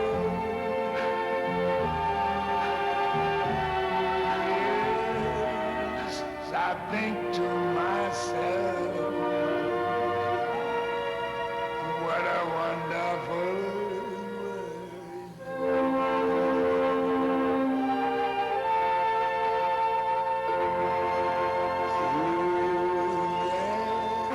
West High School class of 1989, Miss Molly Goodenbauer.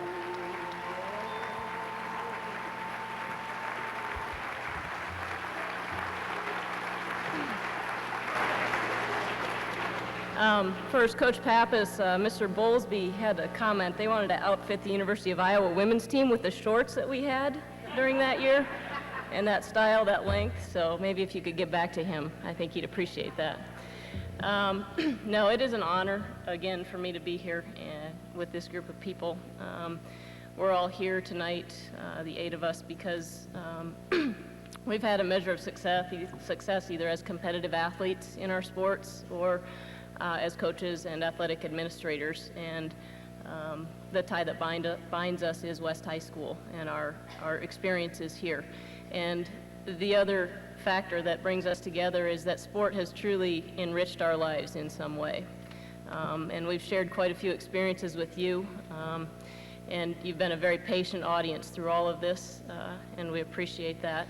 But it's easy to reflect on a lot of the things that we've done athletically because those are some of the best memories that many of us have.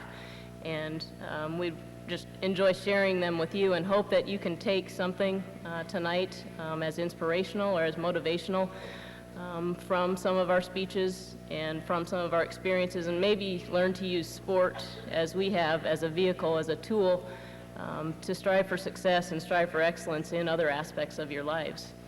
Sport for me is has been such a fundamental part of my life since the beginning. I had 2 older brothers who also attended school here around the same time as Forey Smith and Mr. Bowlesby, who were also very great athletes and who I aspired to be like. And they were my first inspiration to becoming involved with athletics.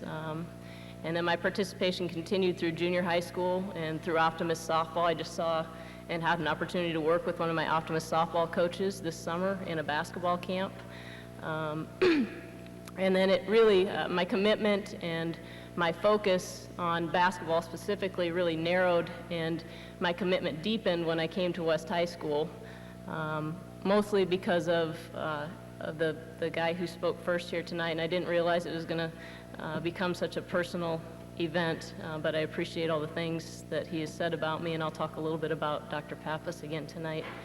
But as I said, my commitment to basketball really deepened as I understood the impact and the influence sport could have on my life then and perhaps in the future, the opportunities to earn a scholarship or to try out for an Olympic team or to win a national championship. Those things kind of dawned on me once I got to high school, things that I had never really thought about before that time.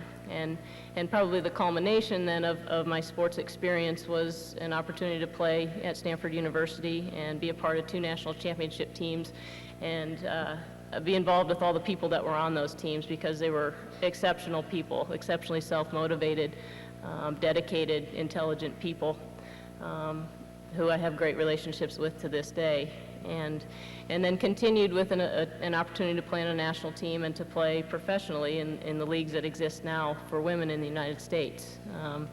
But as much as I have accomplished with basketball, and as proud as I am of those experiences, it's easier for me and much more interesting, and I think much more applicable to you guys to talk about how I got to that point as opposed to what I actually did once I was there, because it was the experiences here at West High School and you know, in not just basketball, but cross country and track and softball as well, but mainly basketball.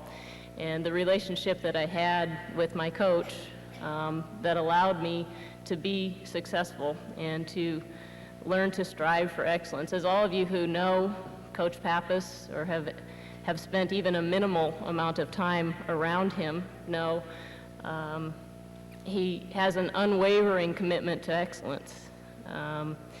He's the most intense individual I've ever met. He's the most passionate person I've ever met, not just with basketball, but with anything that has to do with striving toward reaching your potential.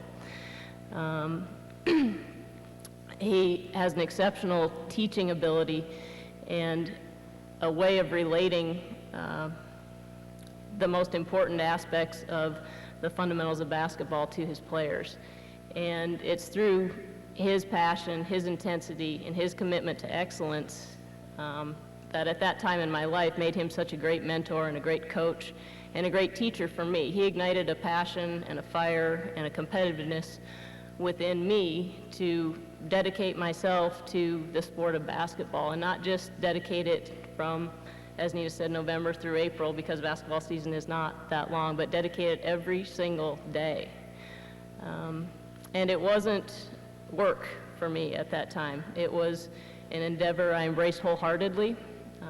It was something that I absolutely loved. And as I've moved away now from competitive athletics as a player, as a student athlete, and moved into coaching and moved forward with my coaching career, it's now especially that I appreciate the role he played in my life as a mentor and as an influence, because the people that I deal with today and the players that I coach, I just understand and I realize and I respect the role and the responsibility I have in their lives to give them the kind of experiences that I had here, to set them on a course toward being able to achieve whatever they want to achieve, not just in their sport, in basketball, but in whatever they want to do with their lives. And I was just very fortunate at that time to have a person who had the passion and the interest and the motivation to instill in me and inspire in me more than a passing interest in athletics and in basketball. You know, he never accepted anything less than striving to be your best. And I still think on his letterhead it says striving to be #1 at West High School. That's been on there for 25 years. And in order to do that, in order to strive for excellence along the way, you learn how to find absolute meaning in what you're doing with the sport of basketball. And you learn how to be fulfilled by what you're doing. And you learn how to be successful. And success is measured in a lot of different ways, but for me, I measure my success with how I feel about the quality of the work that I've done. And if I can honestly say I feel like I've done the best that I can do that day with that particular piece of work, then I'm successful. And usually, if I hold myself to a high standard of excellence, if I'm trying to strive to be the best person I can be, and I feel I've done the best I can do at that job, then usually that means a tangible and an external success follows. You know, by playing a team sport and by holding yourself to that standard, you learn how to persist through adversity. You learn how, as Nina said, to be accountable to yourself, to your teammates, to your coaches, to the people who are watching you, or to the people that aren't watching you. And as a member of a team sport, you learn how to communicate and the importance of communication. I really learned that a great deal at Stanford, because that was a phenomenal era for women's basketball at Stanford. And I learned more about being a team sport athlete there than I learned in any other position, because of the type of people I was able to be around every single day, and the type of commitment as a whole, as a group, to one common goal that we had, that we held each other accountable every day, every single day, to being the very best you could absolutely be. You know, with all of those things, I just, all the things that I learned because of my involvement with athletics, they're things that I use in my life today. And I know my life is a great deal about athletics still, because I am a coach. But in any situation I go into, I have the confidence in my ability to affect a positive change on my circumstances. And that's a very empowering feeling. And that's a feeling that I learned by being successful and working very hard in athletics.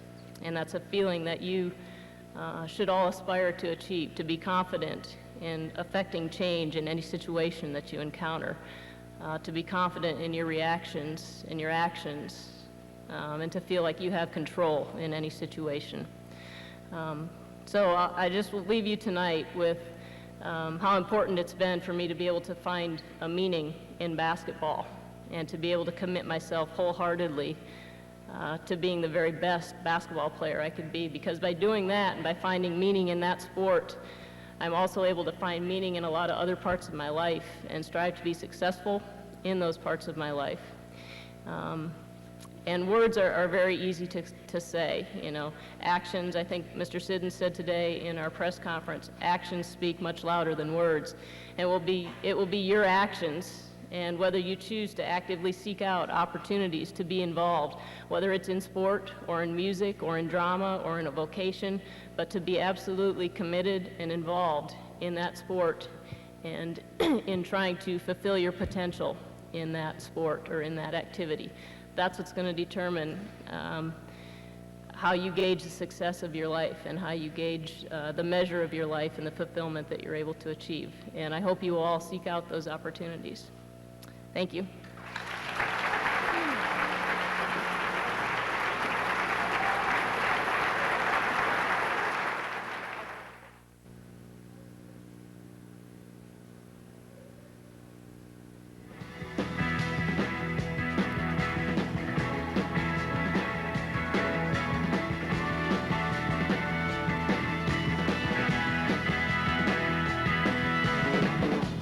She stood there bright as the sun on that California coast. He was a Midwestern boy on his own. She looked at him with those soft eyes so innocent and blue. He knew right then he was too far from home.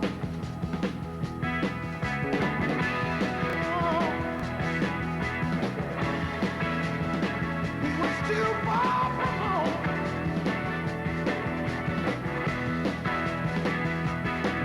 Those Hollywood nights and those Hollywood hills, it was looking so right.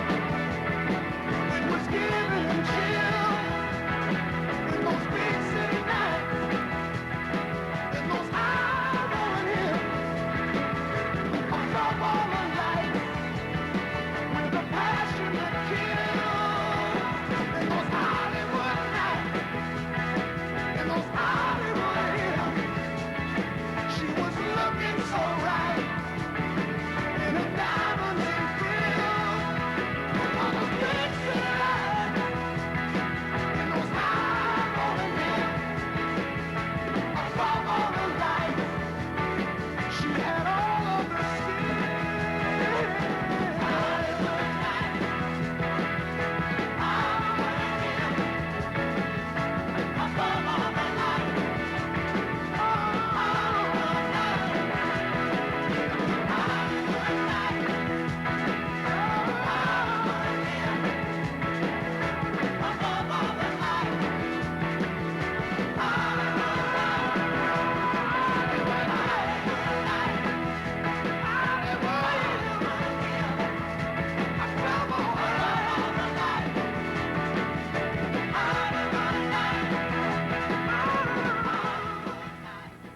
West High School class of 1971, Mr. Foley Smith.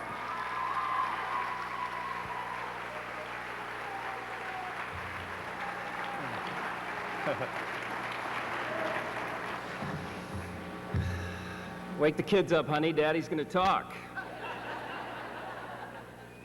And to my children, this is the last speech. Hey, how about that choir? I mean,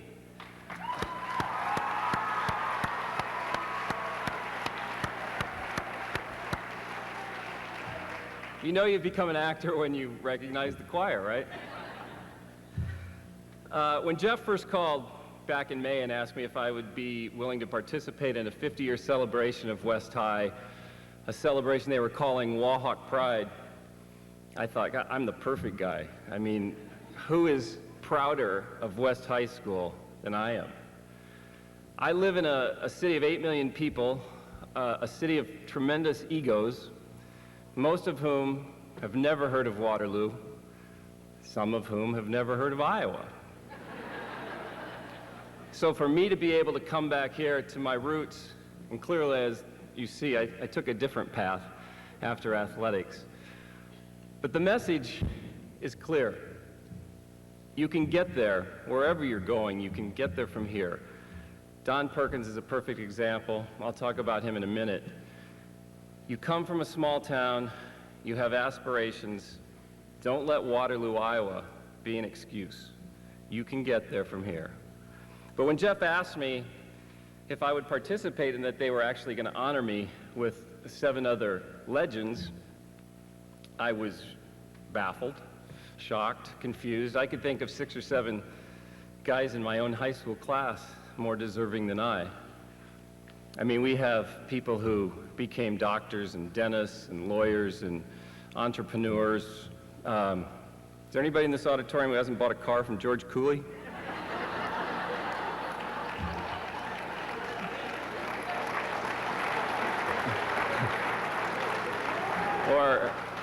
Or eyeglasses from Bill Klein? I mean, I even had a classmate who was the head of oncology at Staten Island University and was treating former Beatle George Harrison for cancer. So for me to be asked, class of 71, was truly a humbling experience. My claim to fame seemed to be that I'd played a few professional football games and I hobnobbed with a few Hollywood movie stars. But nonetheless, I'm really, really honored to be here.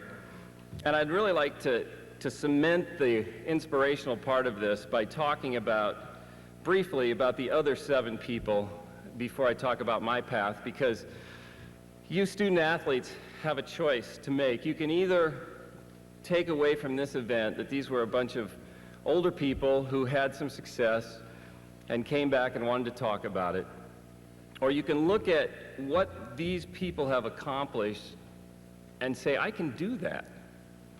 There's always somebody in your life that you can look toward and you can say, I could do that. And I know that. I'm from Waterloo, Iowa, and I can do things irrespective of where I grew up. And I think that's the important message. I'd like to talk about each of these people for just a minute. It's so great to see Bob Bowlesby. Bob and I went to high school together. He's a year older. Back then we called him Bomber, which, as I think about that, isn't a real attractive nickname in today's...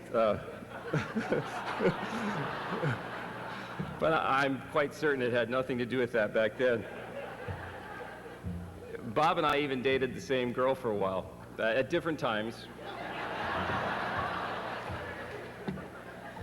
We played football together. My best friend growing up actually married one of Bob's sisters, and, you know, as he said, we walked in here today and both of us looked at each other and said, 35 years. And I have to tell you, for Bob to be recognized by the Des Moines Register as the most powerful sports figure in Iowa is such an honor. I'm really proud of you, Bob.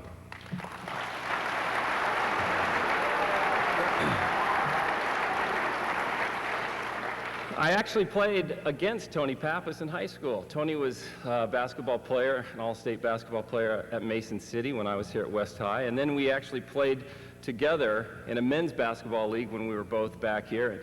And as I remember it, we totally dominated that league. I mean, it's funny how the older you get, the better you were, but that's my memory. Tony and I dominated that league. And I think the real test of your success is how well you're known throughout the country. I kid you not, I was in a restaurant in Northridge, California, where I live, 2 blocks from my house, and I was with a group of people.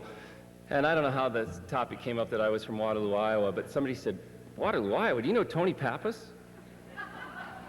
And she was an attractive young gal, so I didn't know if she was a stalker or if she was legitimate, did she really know Tony? But when she said, has he ever gotten a phone? I thought, okay. She knows Tony. But I want to congratulate Tony on a phenomenal, phenomenal coaching success here at West High.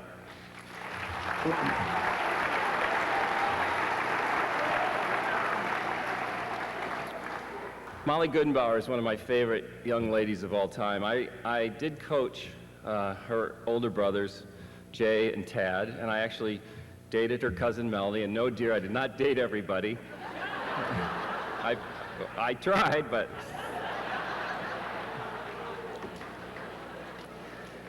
And I knew Molly, I think, since she was this tall. And didn't you make like a zillion free throws in a row when you were in 5th grade or something like that? And I remember back then people saying, Molly Goodenbauer, she's going to be the greatest basketball player to ever come out of this state. And boy, were they right. And what hasn't been mentioned tonight that's so impressive to me, and I hope to some of you student athletes, and when I went to college, they always put the emphasis on student athlete. Molly was about valedictorian of her class. I think that's so impressive.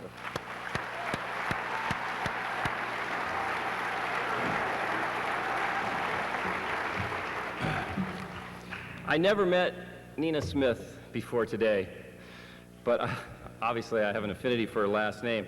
I was reading, there was an article about all of us in the paper last night, and I was kind of flipping through it, and it said that Smith was a first-team All-Stater 4 years in a row at West High. And I thought, that's not the credit I turned in, but if everybody thinks that, that's awesome. I'd forgotten Nina was a Smith too, and that was her credit. But I just want to point out that Nina Smith was recognized as the greatest high school basketball player in the country. That, to me, is an enormous accomplishment. And when you throw in...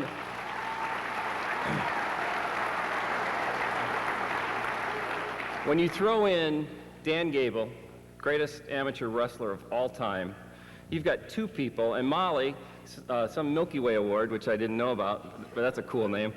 You throw in those things, you people are going to a high school that no other high school in America can boast those things. I truly am proud of that myself.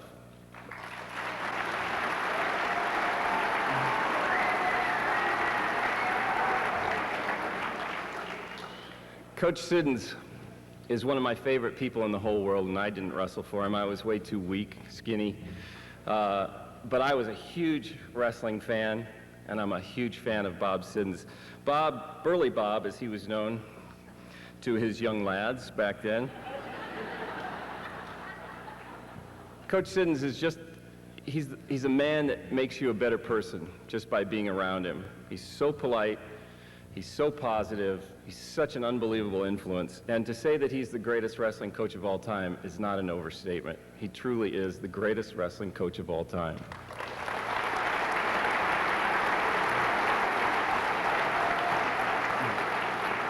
Most people go through high school never recognizing a state champion. The 3 years that I was here, we had 8 state champions. My classmate Rodney Hart did it twice. And to have 51 former state champions from one high school, I think is an amazing feat.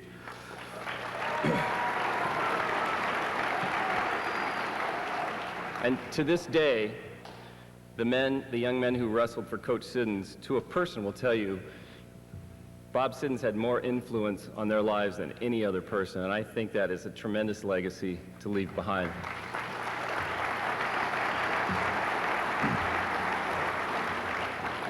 I mean, I'm not implying that you're dying or anything, but, but it's a great legacy. I told you there were a couple people I might have mentioned that had a tremendous influence on my life, and I don't think either one of them has any idea. I had never met Don Perkins before this afternoon, but what a remarkable guy. And I sort of embarrassed Don by saying that when he played for the Dallas Cowboys, I was in 3rd grade. And I remember seeing him play on national television. I was asking him who the first quarterback for the Cowboys was because I had a little model figurine above my bed, and it was a quarterback for the Dallas Cowboys. I couldn't think of who it was, and he said, Eddie LeBaron. I said, of course. And I remember all those early years of Don Perkins, Dallas Cowboys, national television. Guy came from Waterloo, Iowa. Guy went to West High School. And that gave me hope. I too, like Bob Bowlesby, aspired to be as good a football player as Don Perkins, and sadly I wasn't either. I did get a shot. I had a great career at Iowa State. I was drafted by the Buffalo Bills, and I did get a chance to play with the Seattle Seahawks, and I wished I could have played more, but then if I had, I wouldn't probably had the career that I had after, which I really enjoy, so things work out that way. But I just wanted to say to Don, without you even knowing, you were a huge inspiration to me, and I thank you for that.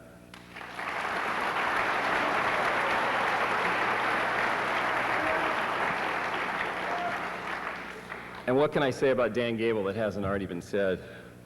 I grew up just down the street on Wisner Drive, a few houses away from Dan, and I know that when I was a little kid, Dan didn't know me from Adam. But I used to come up to this gym, and I witnessed, I think, every home win that Dan had of those 64-0 victories and the 3 state championships that Dan had. I think I saw most of them if they were at West High. And I'll never forget that in March of 1970, and I know some of you will remember this as well because I think a couple of you were with me. It was March of 1970. I was a junior in high school, and West High was trying to repeat as state champions out at the old McElroy Auditorium. And at some point, the state championship had not been decided yet, and at some point in the later matches, I don't even know if you know this, Dan, at some point in the later matches, there was an announcement over the loudspeaker that Dan Gable had lost. And just like tonight, you could have heard a pin drop in that auditorium. 10,000 people fell silent from every place in Iowa. I don't care if it was Cedar Falls, Ankeny, Dowling, West Waterloo, East Waterloo. Everybody was silent. Grown men and women were crying that Dan Gable had actually lost. And to me, over the years, it sort of became like this President Kennedy assassination moment, like, where were you when you heard Dan Gable lost? And I don't know what he took out of that other than it could have been prevented, but I, like everyone else, was just stunned. And I want to say to Dan tonight publicly that for every athlete that has ever walked through these doors after you, you've been such an enormous inspiration to all of us, and I thank you very much for that.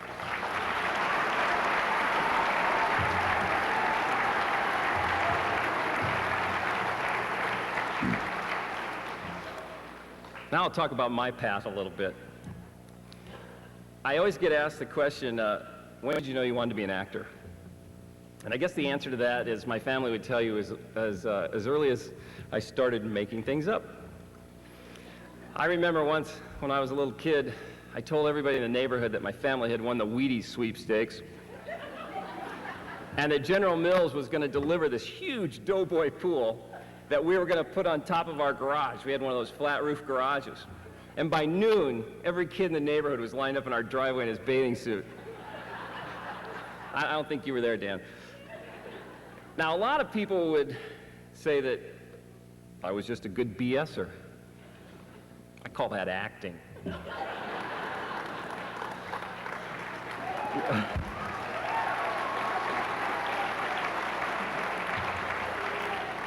Now, when I was in kindergarten, my kindergarten teacher asked all of us where we were born.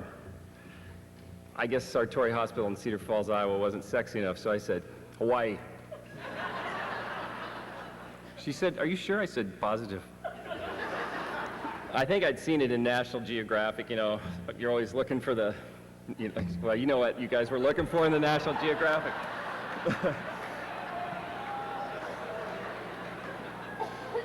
But that was my story, and I'm sticking to it, and you know, somebody would say that's just being a good BSer. I call it acting.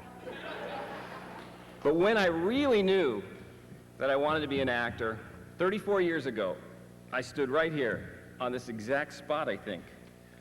And I said, good evening, ladies and gentlemen, and welcome to West High's Golden 70s. We'll have lots of singing, dancing, and special numbers we know you'll enjoy. So sit back and relax. I'm Forey Smith. I'll be your host for tonight. And that's when I knew. People cheered. It was great. It was cool. I want to take this opportunity to thank Ray Jorgensen my high school speech teacher, for encouraging me to try out for the variety show and expand my hobbies beyond athletics. He said, you know what, you might not be able to play football your whole life. Wow, quite prophetic. I moved to Hollywood exactly 20 years ago, and some of my friends will remember the beat-up Ford Pinto, stuffed to the roof with my clothes and a dream. I had no resume, no formal training, no connections, no friends.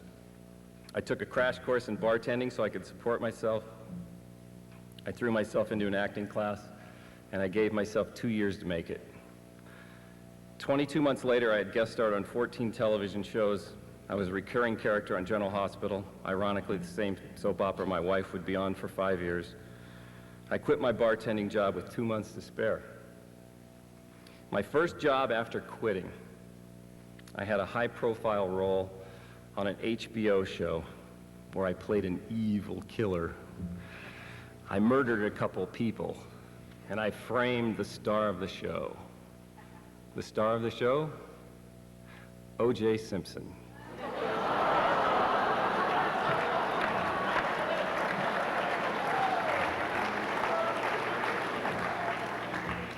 And I'm often asked, what's my favorite role? I've done about 175 hours of stuff, and what's my favorite role? And I've had a lot of roles, and I've had a lot of really interesting experiences, and I've worked with Eddie Murphy, Jennifer Aniston, Johnny Depp, Mel Gibson, Waterloo, Iowa. I mean, that's so cool. But my favorite experience, bar none, 3 weeks on Matlock with Andy Griffith.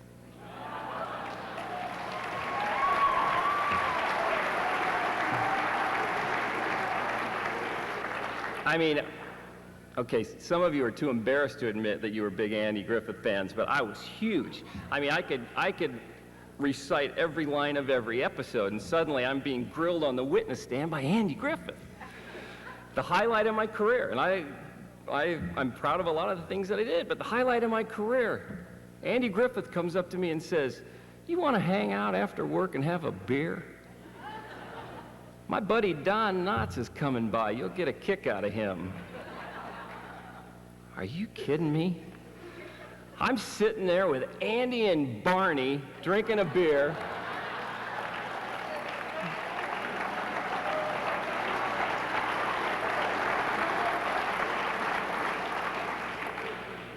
And I'm such a dork.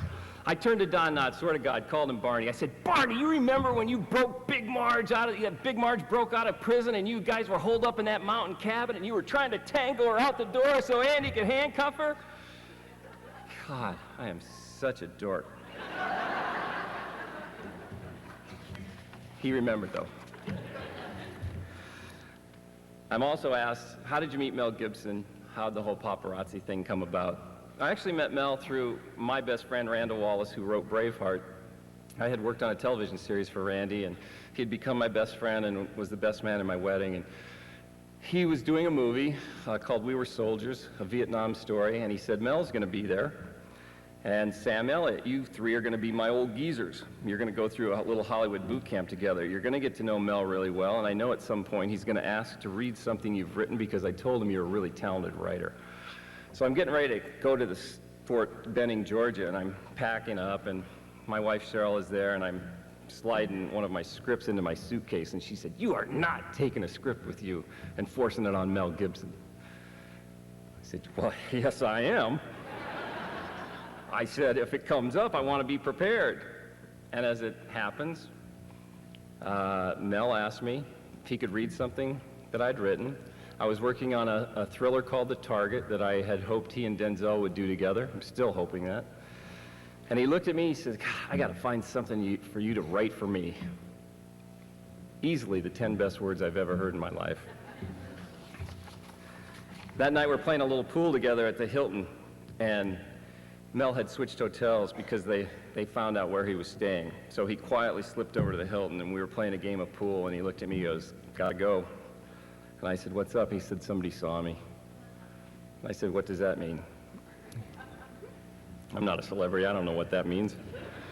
He said, "The paparazzi." I kid you not, by the time we got out to the curb to his car, there were a minimum of 60 paparazzi. Light bulbs flashing, people hanging on the car, hanging on the windshield wipers. And I turned to Mel and I said, God, do you not want to kill these guys? And he turned to me and he said, there's my movie. So I had 7 weeks off. I went home, I wrote the script, I came back, I handed it to him, he loved it, and we got to make Paparazzi.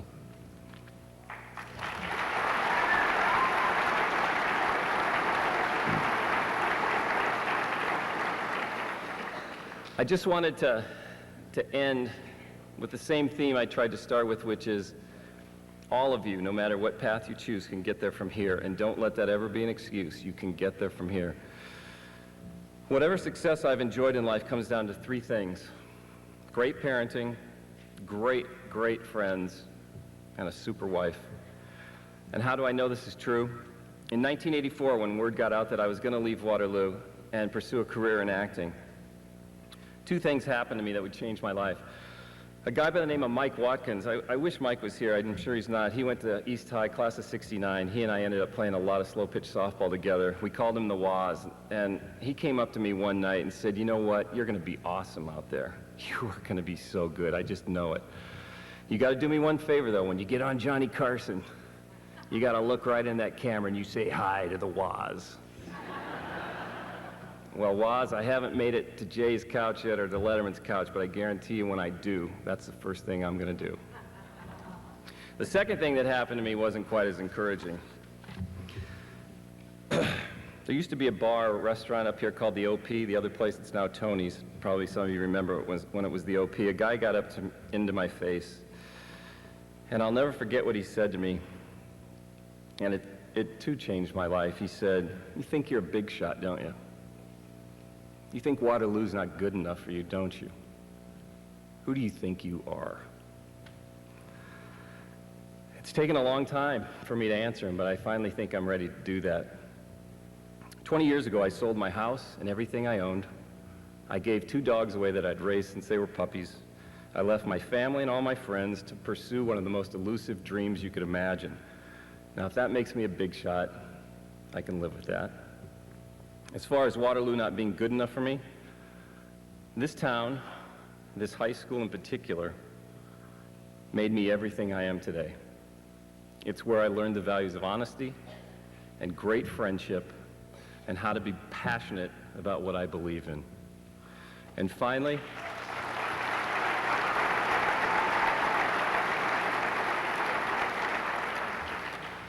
to answer the last question, who do I think I am? I can finally answer that in the simplest terms.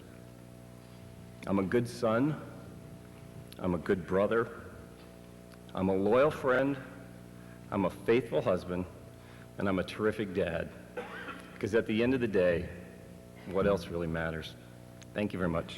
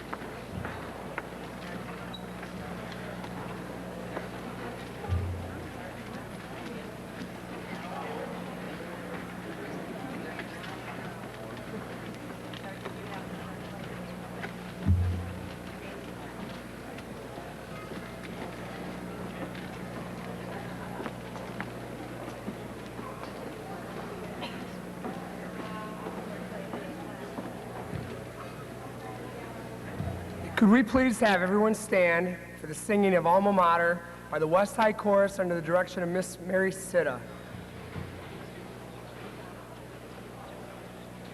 Where the rolling plains of Iowa meet the cedar stream, stands our dear old alma mater, high in our esteem. Duty, honor, service always may they never die.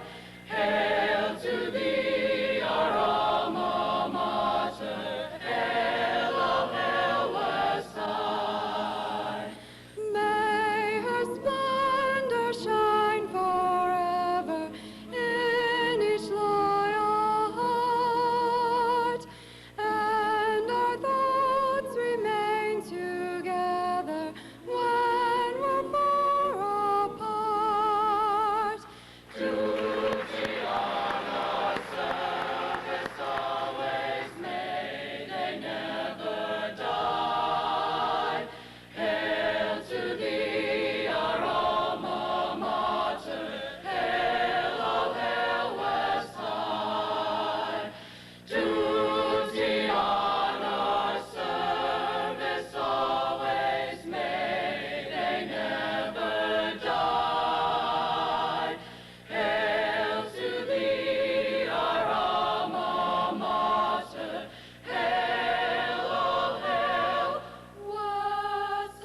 hail, oh, hail, West You may be seated.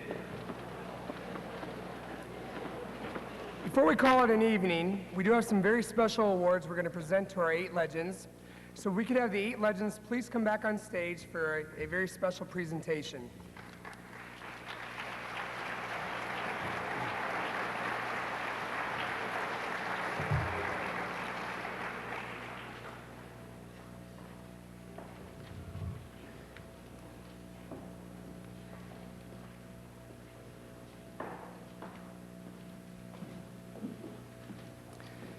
Each legend will be presented with a special plaque commemorating the evening, a West Waterloo Wahawk shirt, a copy of the DVDs of the introductions of each of the legends, and a copy of the program and invitations for this night. The awards will be presented by current West High School seniors athletes. So could we have our athletes please come forward?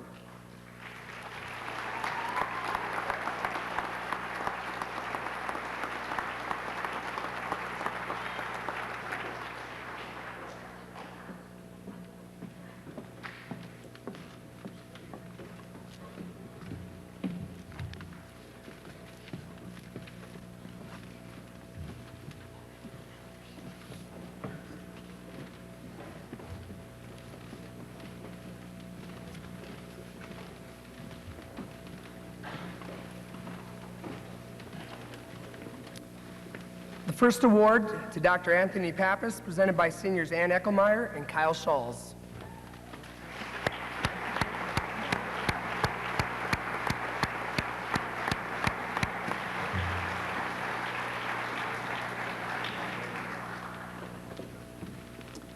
Award presented to Mr. Don Perkins, presented by seniors Chelsea Ronimus and Lewis Taylor.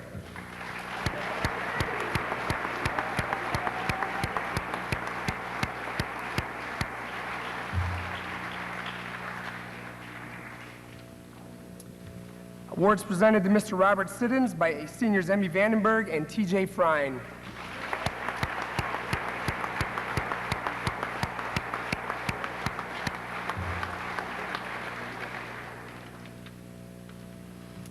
Awards presented to Mr. Dan Gable by seniors Allison Dunley and Luke Schoonover.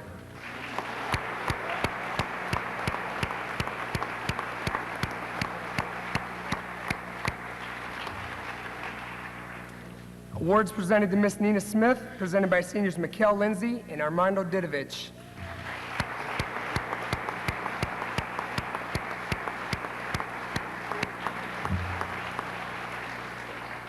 Awards presented to Mr. Bob Bowlesby by seniors Heather Holler and Zachary Pena.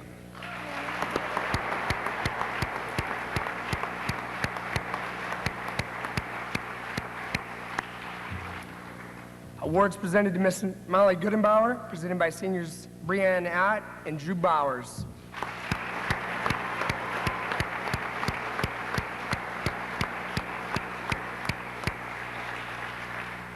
Awards presented to Mr. Forey Smith, presented by seniors Lindsay Hopkins and Eric Amfinson.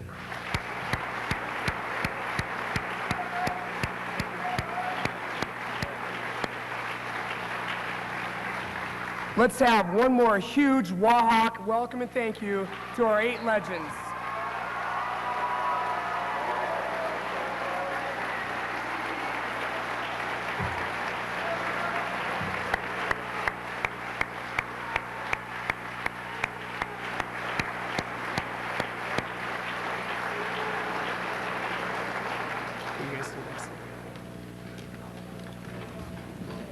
What a remarkable night.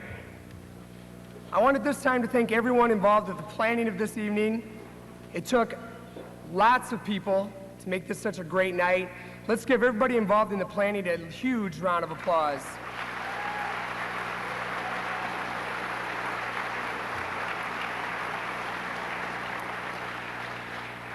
Lastly, I want to thank our 8 legends for coming back this evening and giving back to West High School once again.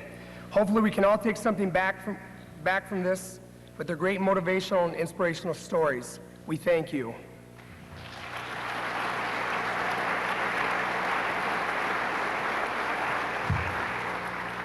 A reminder as we finish up the evening, there will be a reception immediately following in the Commons, which is located to the west of the auditorium. You are all invited to come and enjoy some cookies and punch and an opportunity to meet and mingle and reintroduce yourself to our 8 legends. With that said, could we please have everyone stand for the West High School fight song performed by the West High School Pep Band under the direction of Mr. Steve Sitta and performed by the West High School dance team under the direction of Miss Lindsay Cutsforth.